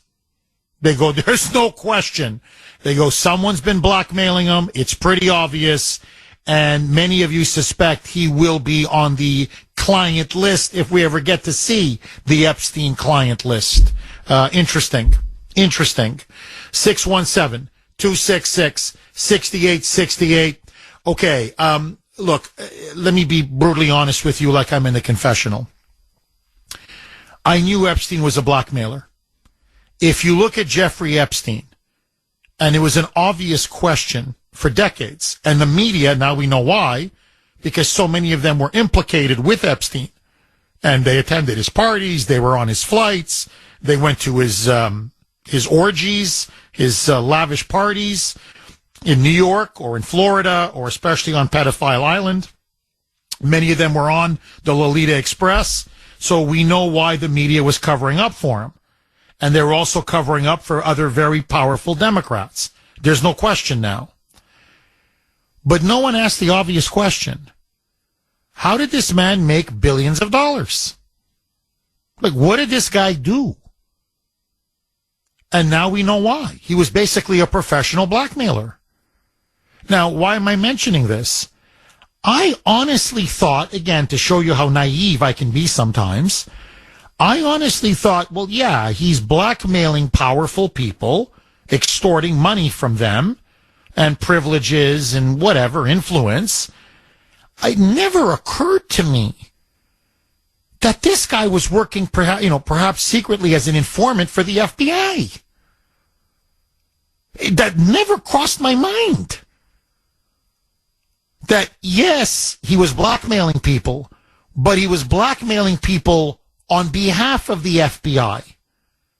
So they could have kompromat, as the Russians call it, a compromising information, so that they could then leverage that or use it against some of the most powerful people in politics, in Hollywood, in the media, on Wall Street, in the entertainment business. And John and Groveland thinks there may be others involved, Mossad or British intelligence. That I can't speak to. Honestly, I can only follow the evidence, okay, the cold hard evidence. Now, here's what we're also starting to find out. And again, I just find this bizarre. And again, I have a lot of respect for Pam Bondi. I like Pam Bondi. It's not a criticism of Pam Bondi, but I'm just stating the obvious. Again, if I'm not here to speak the truth, what is the point of me being behind this microphone? Pam Bondi was an attorney general in Florida, and a very good one. She's a prosecutor. She's a superb lawyer. She did a recent interview with Mark Levin, in which, according to her, she says, yes, I had the Epstein files on my desk. These are her words. And we were just redacting information about the victims, their identities, their contact info. And I get all that. Fine. But this is what she said. This is what struck me. She said, and it came out to about 120 pages. 120 pages. And she said, and I thought they had handed everything over. When we had asked the FBI, give us everything that you have, and that's, the binders that she was handing out yesterday, it's about 120 pages. She goes, yeah, I thought they had given us everything. Then I find out that was a massive lie, that they were withholding in that field office in New York, Southern District of New York, that's the Comey loyalists, were sitting on thousands and thousands and thousands of pages of documents and audio tapes and videotapes. And everyone suspects the Ghislaine Maxwell's infamous little black book, the client list. I'm not a lawyer. I don't pretend to be a lawyer. But even I know in many cases, especially high-profile cases, and the Jeffrey Epstein, Ghislaine Maxwell cases were some of the most high-profile in the world. There's going to be thousands and thousands and thousands of pages of documentation and paperwork. I mean, look, my dad went on a civil matter. This was years, decades ago. And I couldn't believe that. I think it was almost 1,000 pages there. I'm like, my God, how many trees are we killing for this case? And that was a small civil matter over a property dispute. And I just couldn't believe the paperwork, back and forth and back and forth. So what my point being is, you didn't know that they were hiding information from you? After they only gave you 120 pages?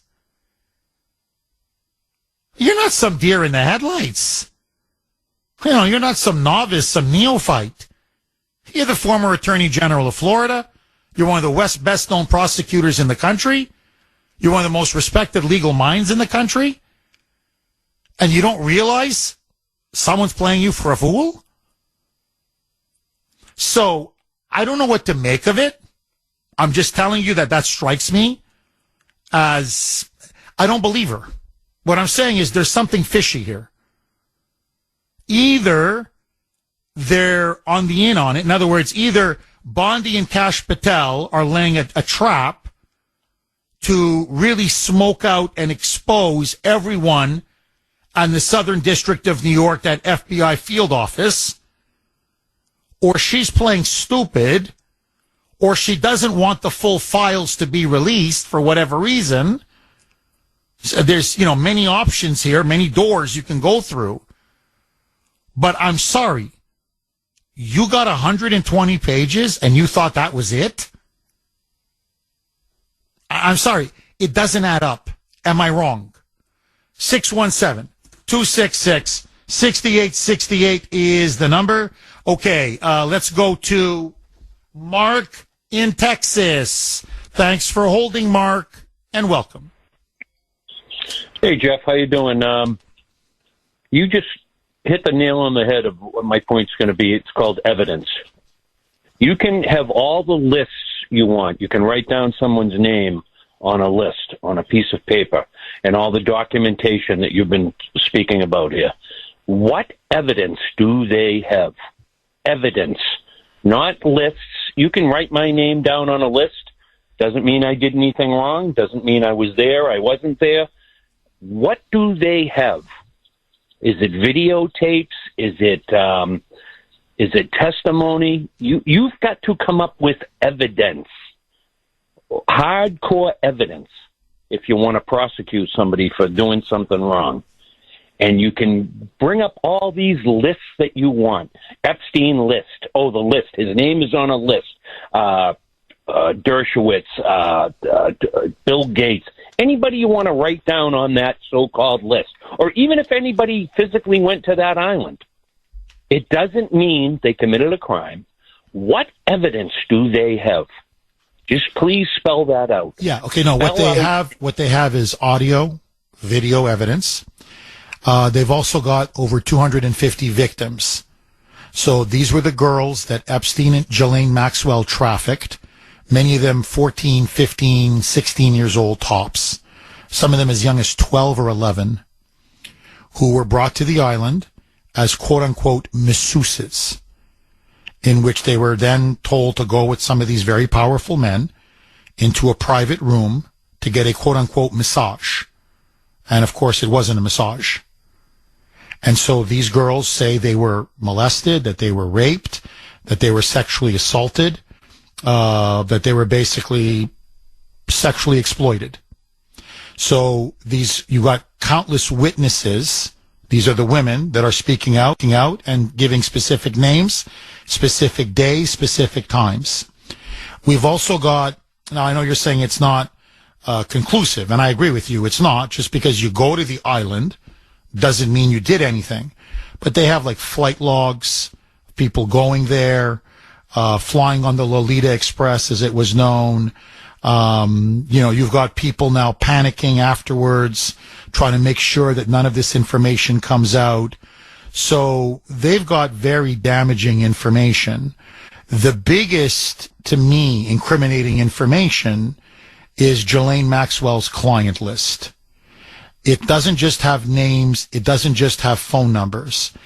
It ties people to specific girls regarding specific acts on specific days. And the thing about Epstein, he was a fanatic when it came to taping people.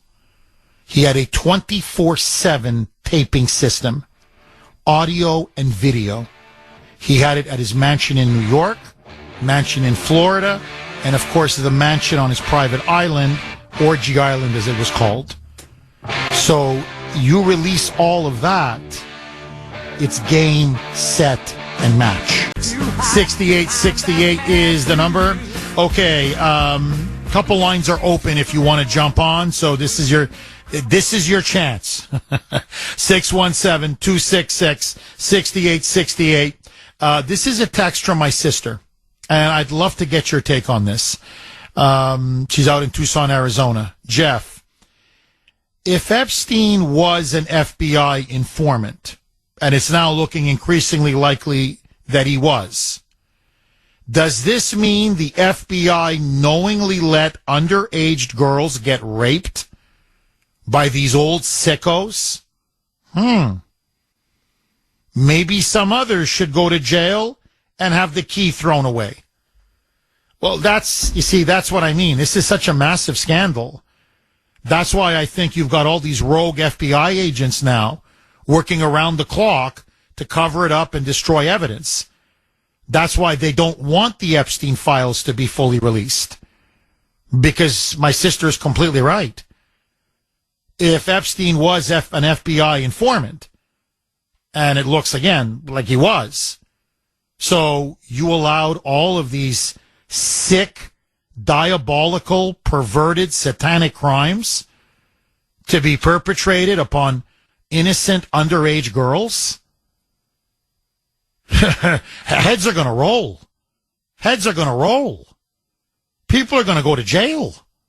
I mean, this is the kind, when you start diddling kids and you're involved in facilitating it or covering it up, no one can contain that. You can't contain that. It's too explosive of a scandal. It's going to create too much public outrage. Agree, disagree, 617-266-6868 is the number. Matt in Lynn. Thanks for holding, Matt, and welcome. Hey, Jeff. How are you, bud? Good. How are you, Matt? Doing fantastic. Hey, Jeff, over the past 4 years, I've honestly felt like I've been drowning, and you have literally kept me afloat. So I just want to say thank you. I thought all common sense was lost in the world, but you have kept me afloat, and I love you for that. I just want to say thank you. I've got pleasure. 2 things for you. Thank you, Matt. Go ahead. 2 things for you. A lot of people are talking about Epstein. For me personally, I'm a visual guy. I just want to let everyone know, I don't know if you've seen this, Jeff, but people have to watch the movie The Sound of Freedom. That'll give them a great visual of what these 2 monsters have done and what they did. It was a movie that I forced my wife to watch it. I forced certain people to watch it because you have to see what these monsters are doing. You don't understand it until you see it. You have to watch that movie. The second thing too is, I'm sorry, there are 2 people here, Epstein and Maxwell. I mean, we can ask all the questions in the world, but don't we still have one of them still alive? She's sitting in a jail cell. I don't know, can Cash pull her out? And I mean, we have the best interrogators in the world. I don't understand. Can we not ask her all of these questions? Isn't she the black book? So that's all I got, Jeff. But I just wanted to say I love you and thank you. Thank you very much, Matt. Look, amazing points. I've been saying that for a long time. Squeeze her.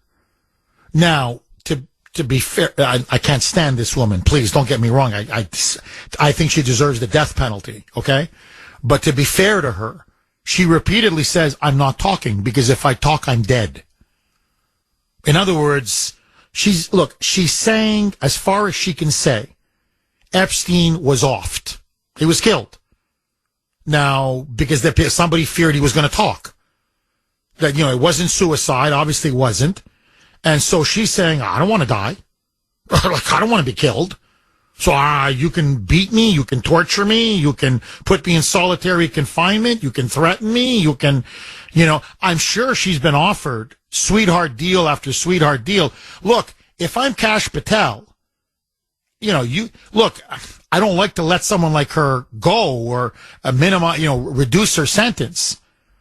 But you can say to her, look, let's make a deal. So who's in that client list? Who was in that little black book? Give me names. The more names you give me, the bigger the names, the more years I drop off your sentence. And she won't do that because she's dead. So that's why she's keeping her mouth shut. Now, again, I'm not defending what the Russians do or the Chinese do. I'm just saying, if she was in Russia or if she was in China, they would have beaten it out of her. They would have said, we want to know the blood. You're not going to talk to us? Okay. We send you to Siberia. We show you what real hard labor is. And 6 months there, she'll sing like a canary. But, we don't do that in this country. Obviously, we're a civilized country. But she's afraid to talk because she knows she's dead. So that's why it's going to be hard to get that kind of information out of her. But that shows you the depth of the evil and the powerful people that we're dealing with here. And look, I have to say this super quick. Yes, it's Epstein. Yes, it's Ghislaine Maxwell. But look at where the tentacles of this are going. It's to the highest echelons in Hollywood, in Congress, in politics, in Wall Street, in entertainment, in business. And what did we see under Joe Biden? Not just that he unleashed and opened the border, but we saw, 500,000 unaccompanied minors be allowed to pour into our country. They lost track of over 300,000 of them. I saw The Sound of Freedom as well, Matt. By the way, I think it's an incredible movie. And Grace saw it with me. It's a difficult movie to watch because of the subject matter, but it's an incredible movie. It's well directed, it's well acted, it's well produced, it's completely accurate in terms of the world that it portrays. And I'm asking myself, you've got all of these connections now to the FBI, the old FBI, to James Comey, to the resistance to Trump, to the Democratic Party, to the big donors of the Democratic Party. And Joe Biden allows all of these children to come into our country? Children that have been lost? And which our own intelligence agencies and law enforcement say many of them are being sexually trafficked and sexually exploited and used as sex slaves? I think this goes much deeper than people think. And I think that's why this scandal has to be stopped and crushed, smothered at all costs. I don't think it's a coincidence. And I've got to throw this out there because this is the most glaring thing and it's the most disturbing thing. And I know I've said it before, but it needs repeating. You know me. I'm a family man. I'm a devout Catholic. Okay? That's how I live my life. So please don't misunderstand what I'm saying. But when I look at Russian oligarchs, or I look at the Chinese Communist Party, or I look at, say, very corrupt regimes or people in third world banana republics, it's wealth, it's greed, it's fast cars, mansions, private jets, women, sex, cocaine, whatever, okay? It's biblical. What I mean by that is it's sin. It's old-fashioned sin. Greed, lust, pride, whatever. Power, okay? It's the classic sins that are, condemned in the Bible. This obsession with diddling kids, underage, many of them haven't even hit puberty yet. I don't get that. I just don't get that.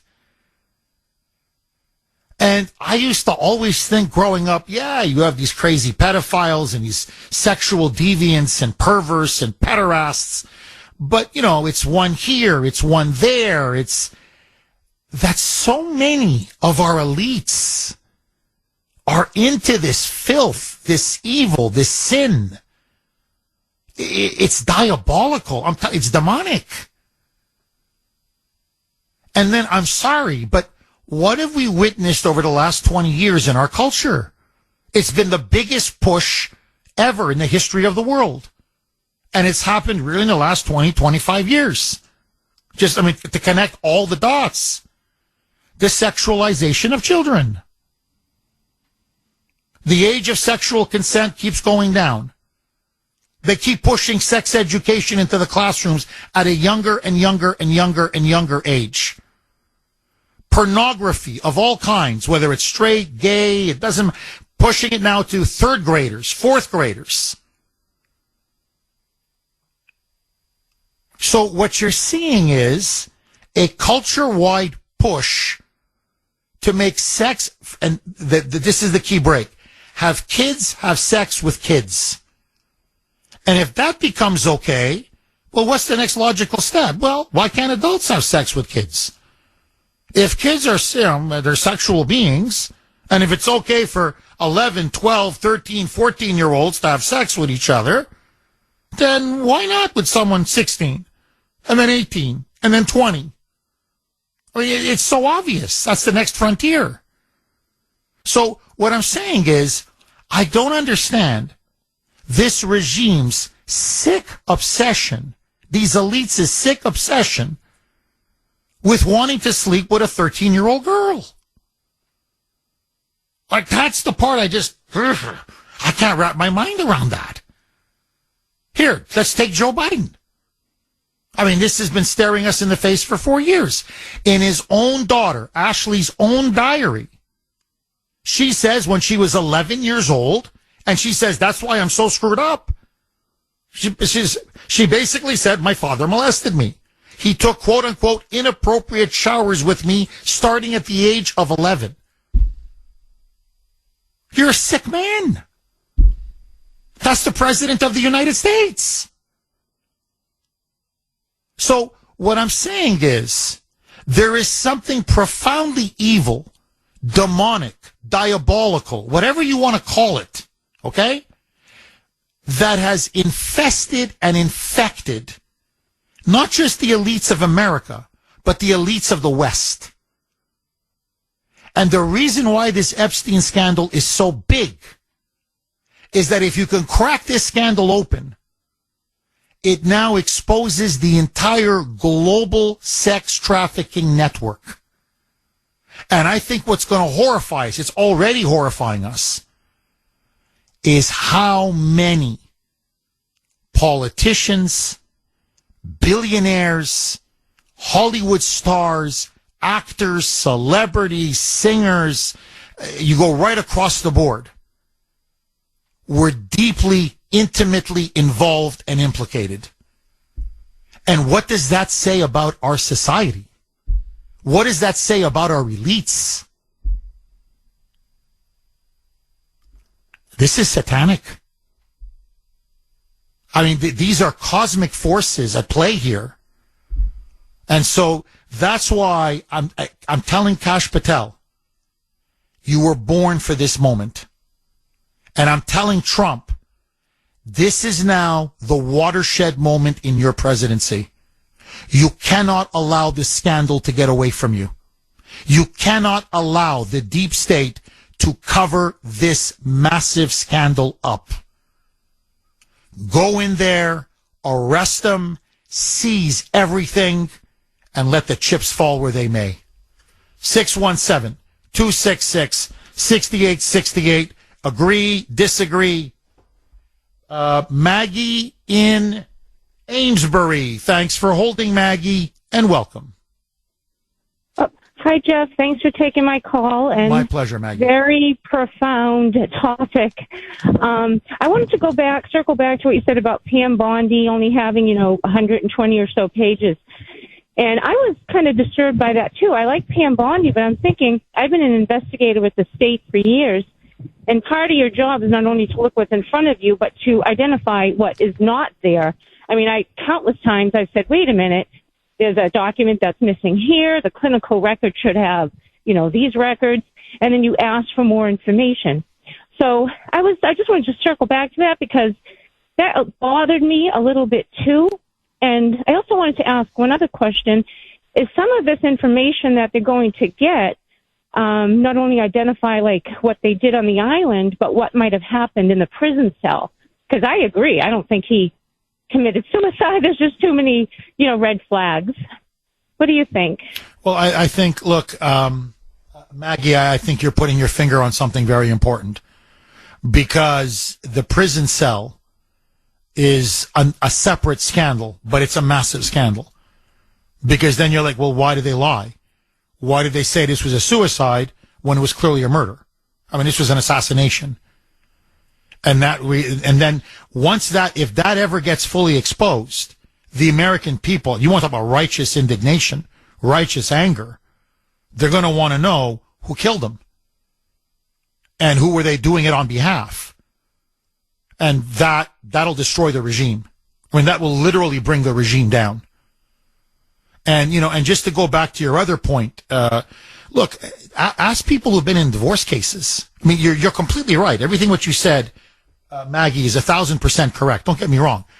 But even in a divorce proceeding, I mean, I'm just, like, there are hundreds and hundreds and hundreds and hundreds of pages. Look, my uncle, when he got divorced, he goes, I can't believe all the freaking paperwork.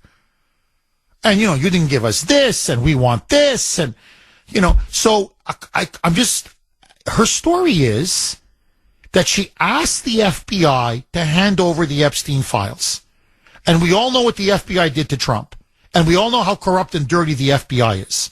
I understand Kash Patel is now at the head, but hey, look, you can't clean out an agency in 2 days. And she's going to take them at their word? And they just gave you this small binder of 120 pages? And then you're like, well, okay, thank you. It doesn't make sense. Now, let me tell you what the conspiracy theory is. It's a conspiracy theory. I'm not saying it's true. I'm just letting everyone know. This is what some people are speculating. The speculation is that she really doesn't want to get to the bottom of this. This is the worst possible interpretation. That this is all a dog and pony show. That she wants to essentially scapegoat the FBI office in New York.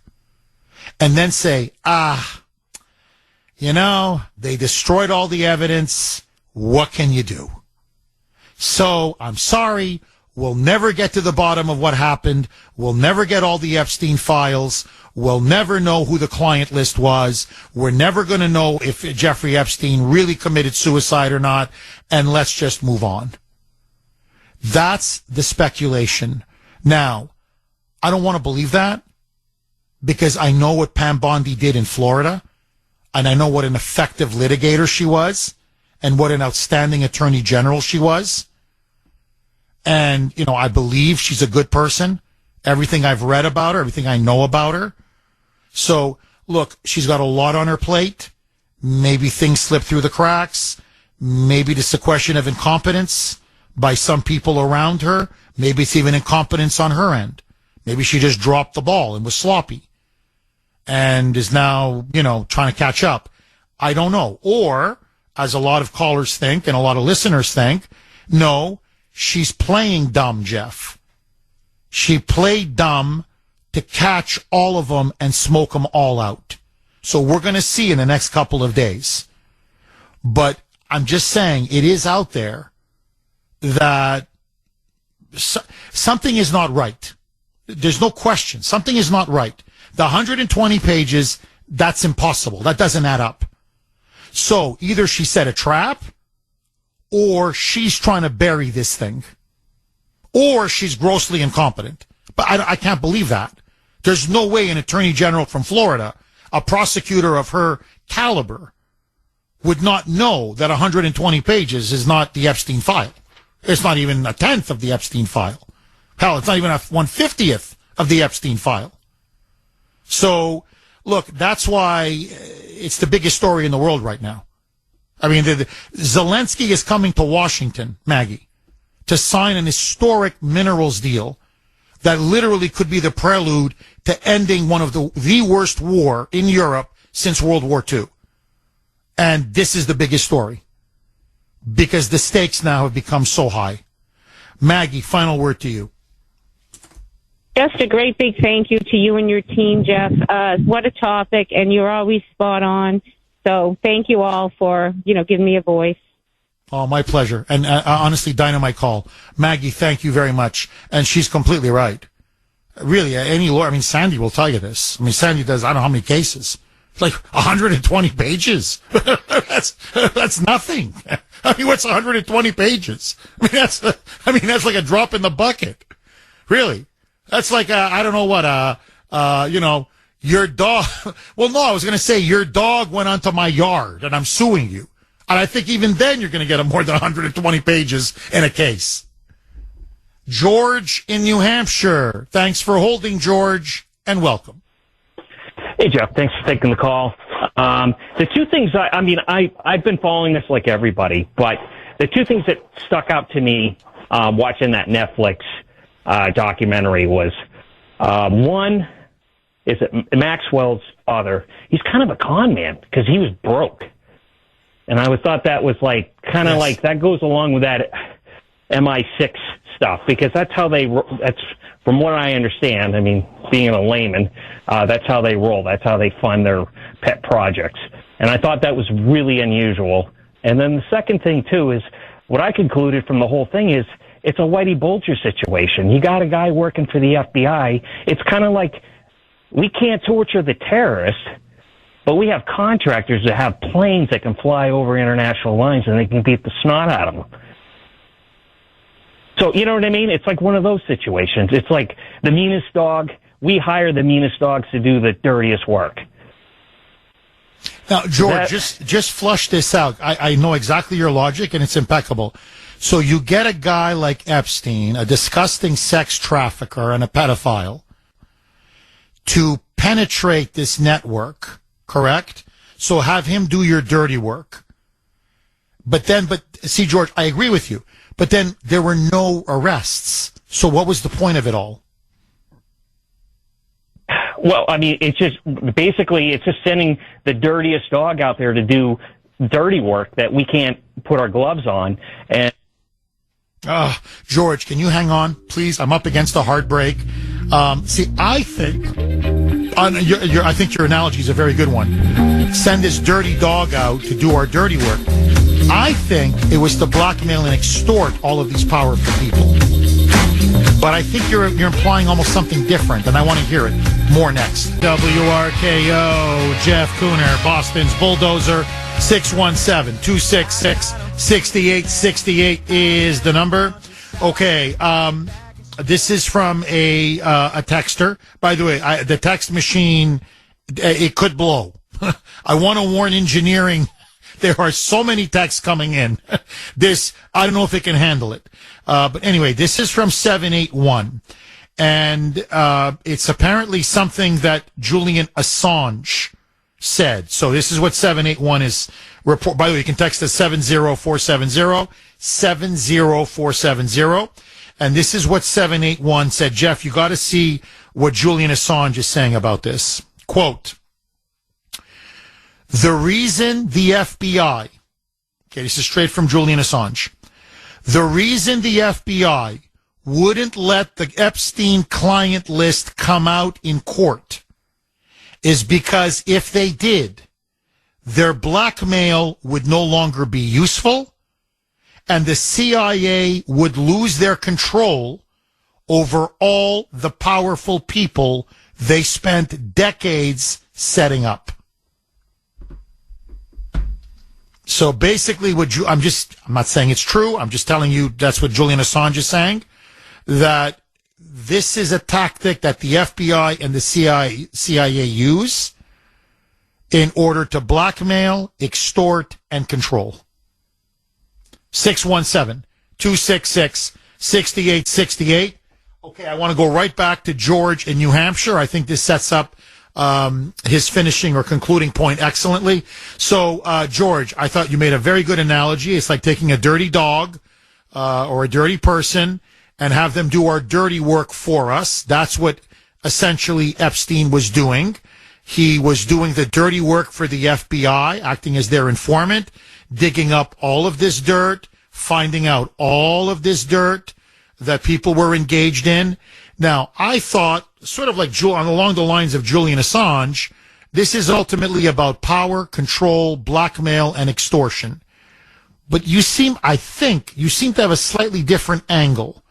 You're saying almost like it's about knowledge, right? It's about, well, we can't do it, but this guy can do it, and through him, at least we know what's going on. Is that what you were kind of trying to get at there, George?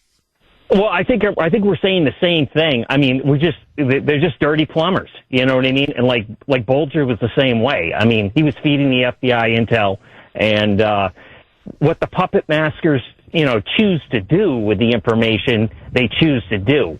I mean, again, I'm a simple person. All I'd want to, I just want clean streets, safe, you know what I mean?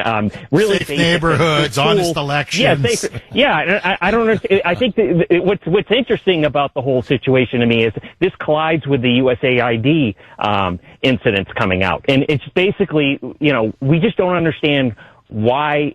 We understand why it's being done, but it needs to stop. I mean, I understand for. For safety for our country to a degree. I mean, 9/11 basically gave him a green light to do a lot of the stuff I think that's been happening, and it's just out of control at this point. I mean, there's going to be some of it, but this nonsense just needs to end. I don't think we'll ever really have the true information. It's going to be like, the Kennedy assassination, or, for some people, maybe Bigfoot. I mean, it's just always going to be out there, and the main street's never going to adopt, what you and I logically can conclude. I mean, we don't have any proofs per se, but this is nonsense. This just needs to be checks in places, and these people can't just do what they've been doing, I agree. I don't really know. George, I agree 1,000%. George, let me ask you a final question, if you don't mind. What was one of the big decisions that was made maybe a week ago? I mean, don't quote me on this, but what was it, a week, 10 days, whatever it is? Number 2 at the FBI, Dan Bongino, Deputy FBI Director. Now, I'm just floating it out there.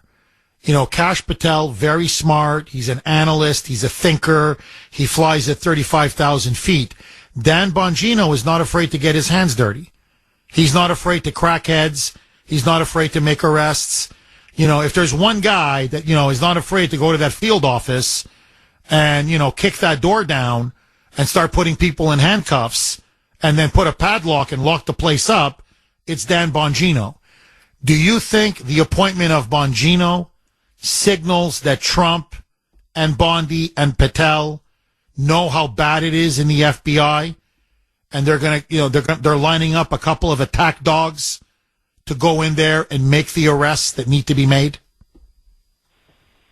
Yeah, I think yes. I think it's clever that, it's funny how Trump picks all the TV personalities, radio personalities, but those people have, had this sling and arrows thrown at them, and they really know how to fight back. I'm surprised Judge Judy's not thrown into the whole thing. You know what I mean?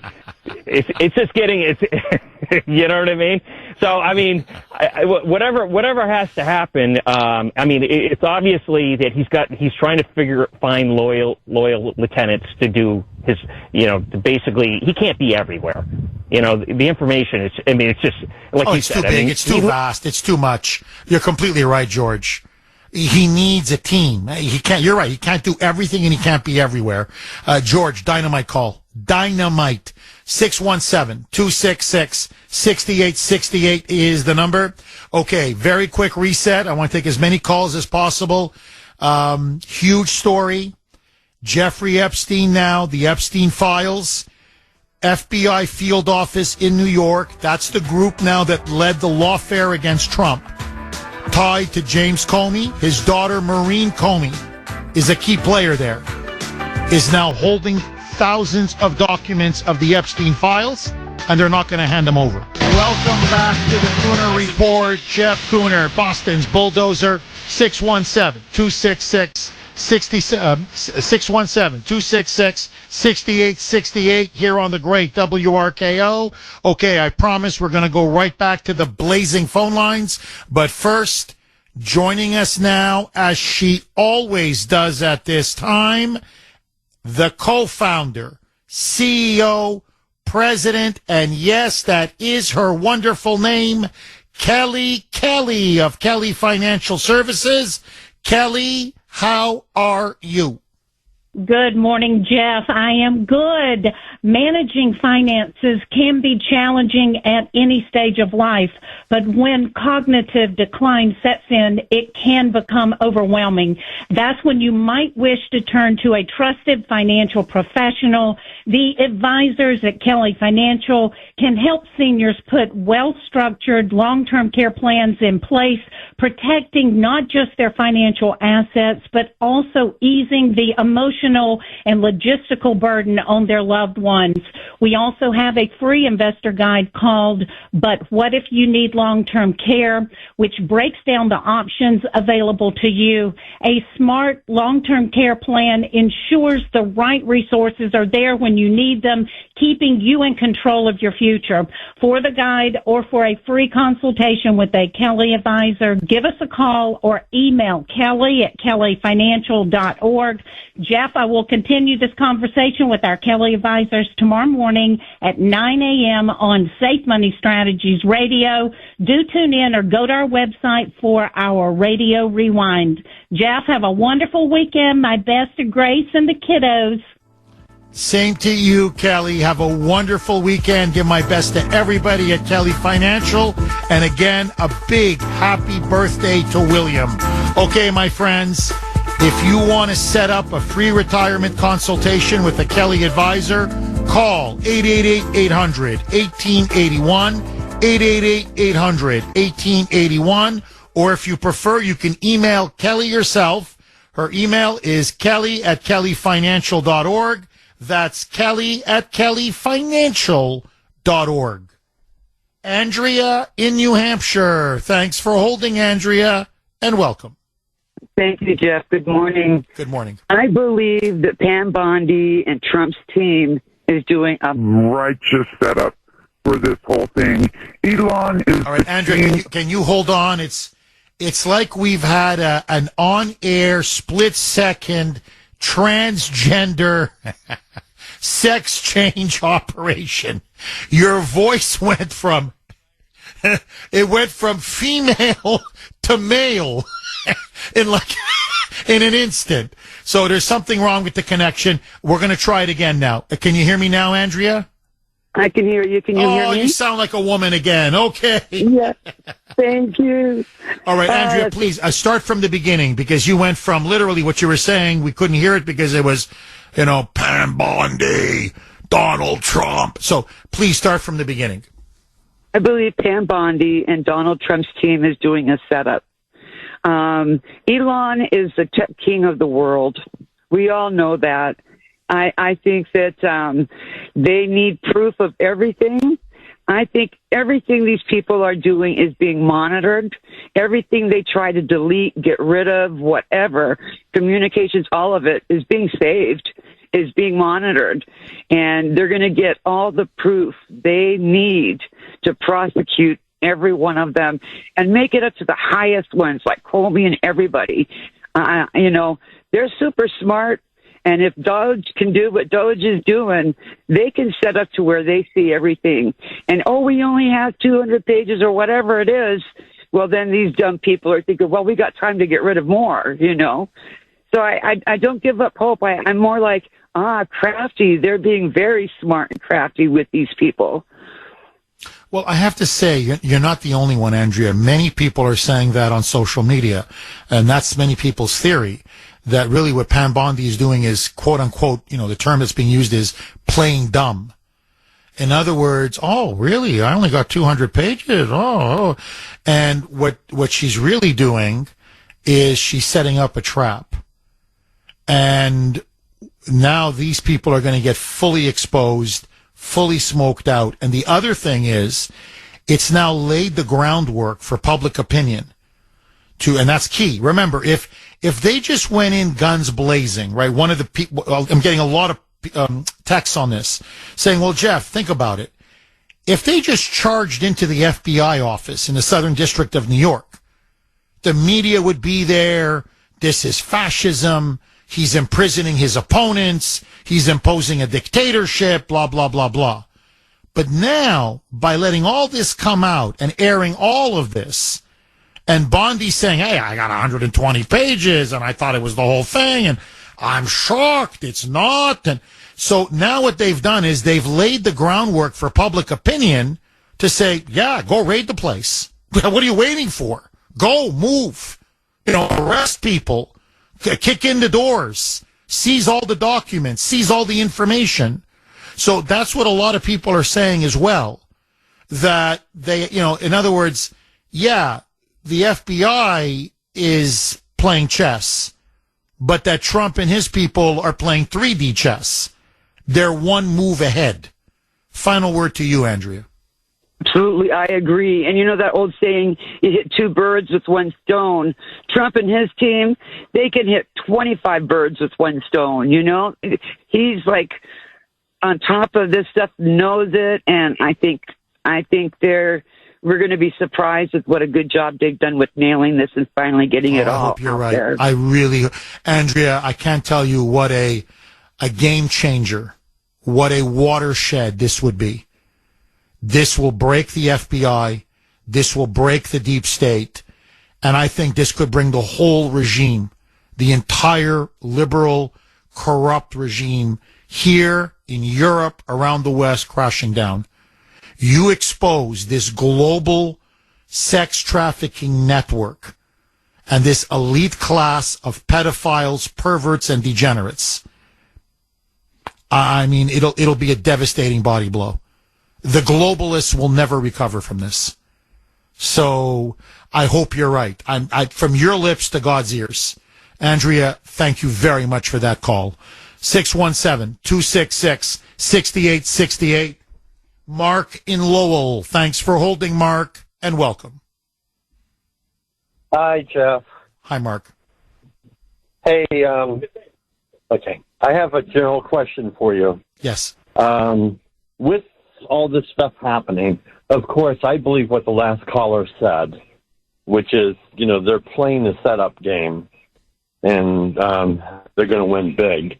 But, if all the evidence did get destroyed, doesn't Maxine have ability to walk because there's no evidence anymore?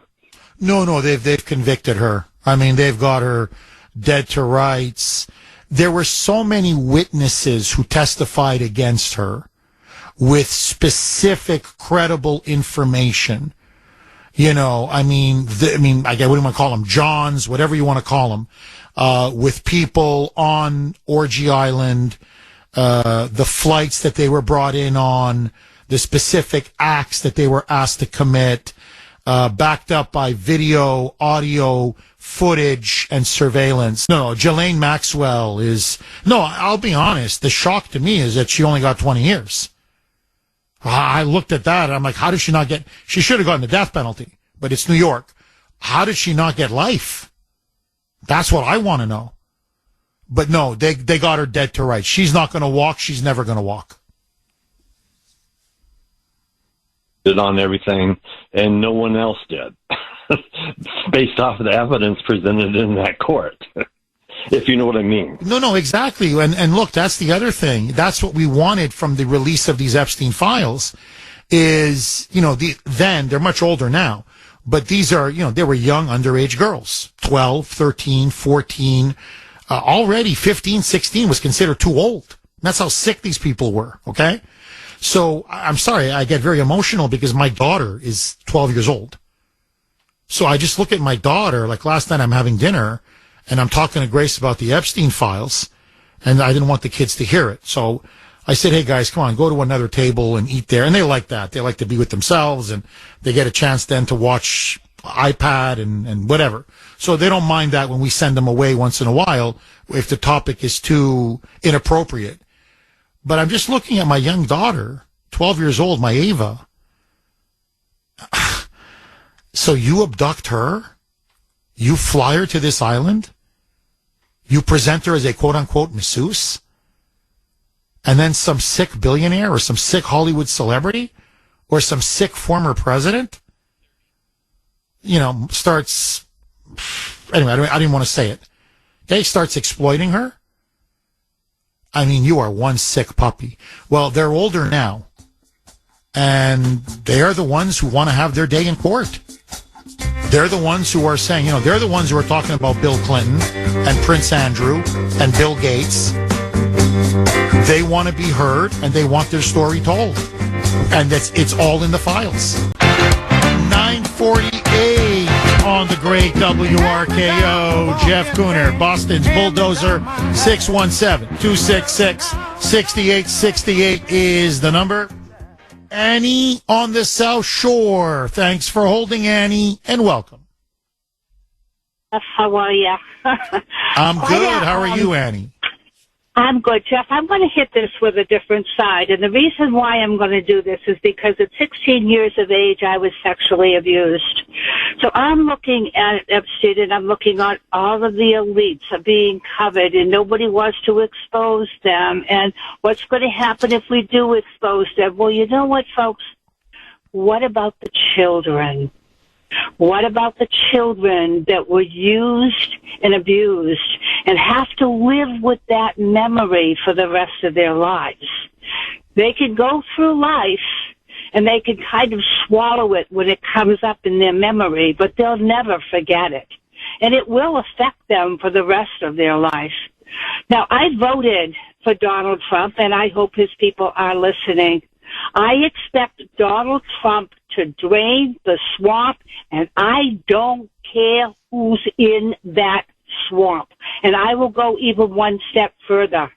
We've got the elites that are in that swamp. I want their bank accounts drained. They don't deserve anything. Neither do their families off of these disgusting, vile people. It is disgusting. And Jeff, you hit on it when you were talking about your children and how you would feel. And you were absolutely correct. But think about how they would feel. Oh, I know. It's an unspeakable crime. I mean, I'm telling you, Manny, look, every crime is bad. I don't want to be misunderstood. But there are some crimes that are so horrific and so evil and so destructive. Again, the only word that comes to my mind, so satanic. And molesting underage girls, raping underage girls, sexually assaulting underage girls. These people are monsters. They're absolute monsters. And I want every single one of them exposed. I want them arrested. I want them prosecuted. I want them in jail.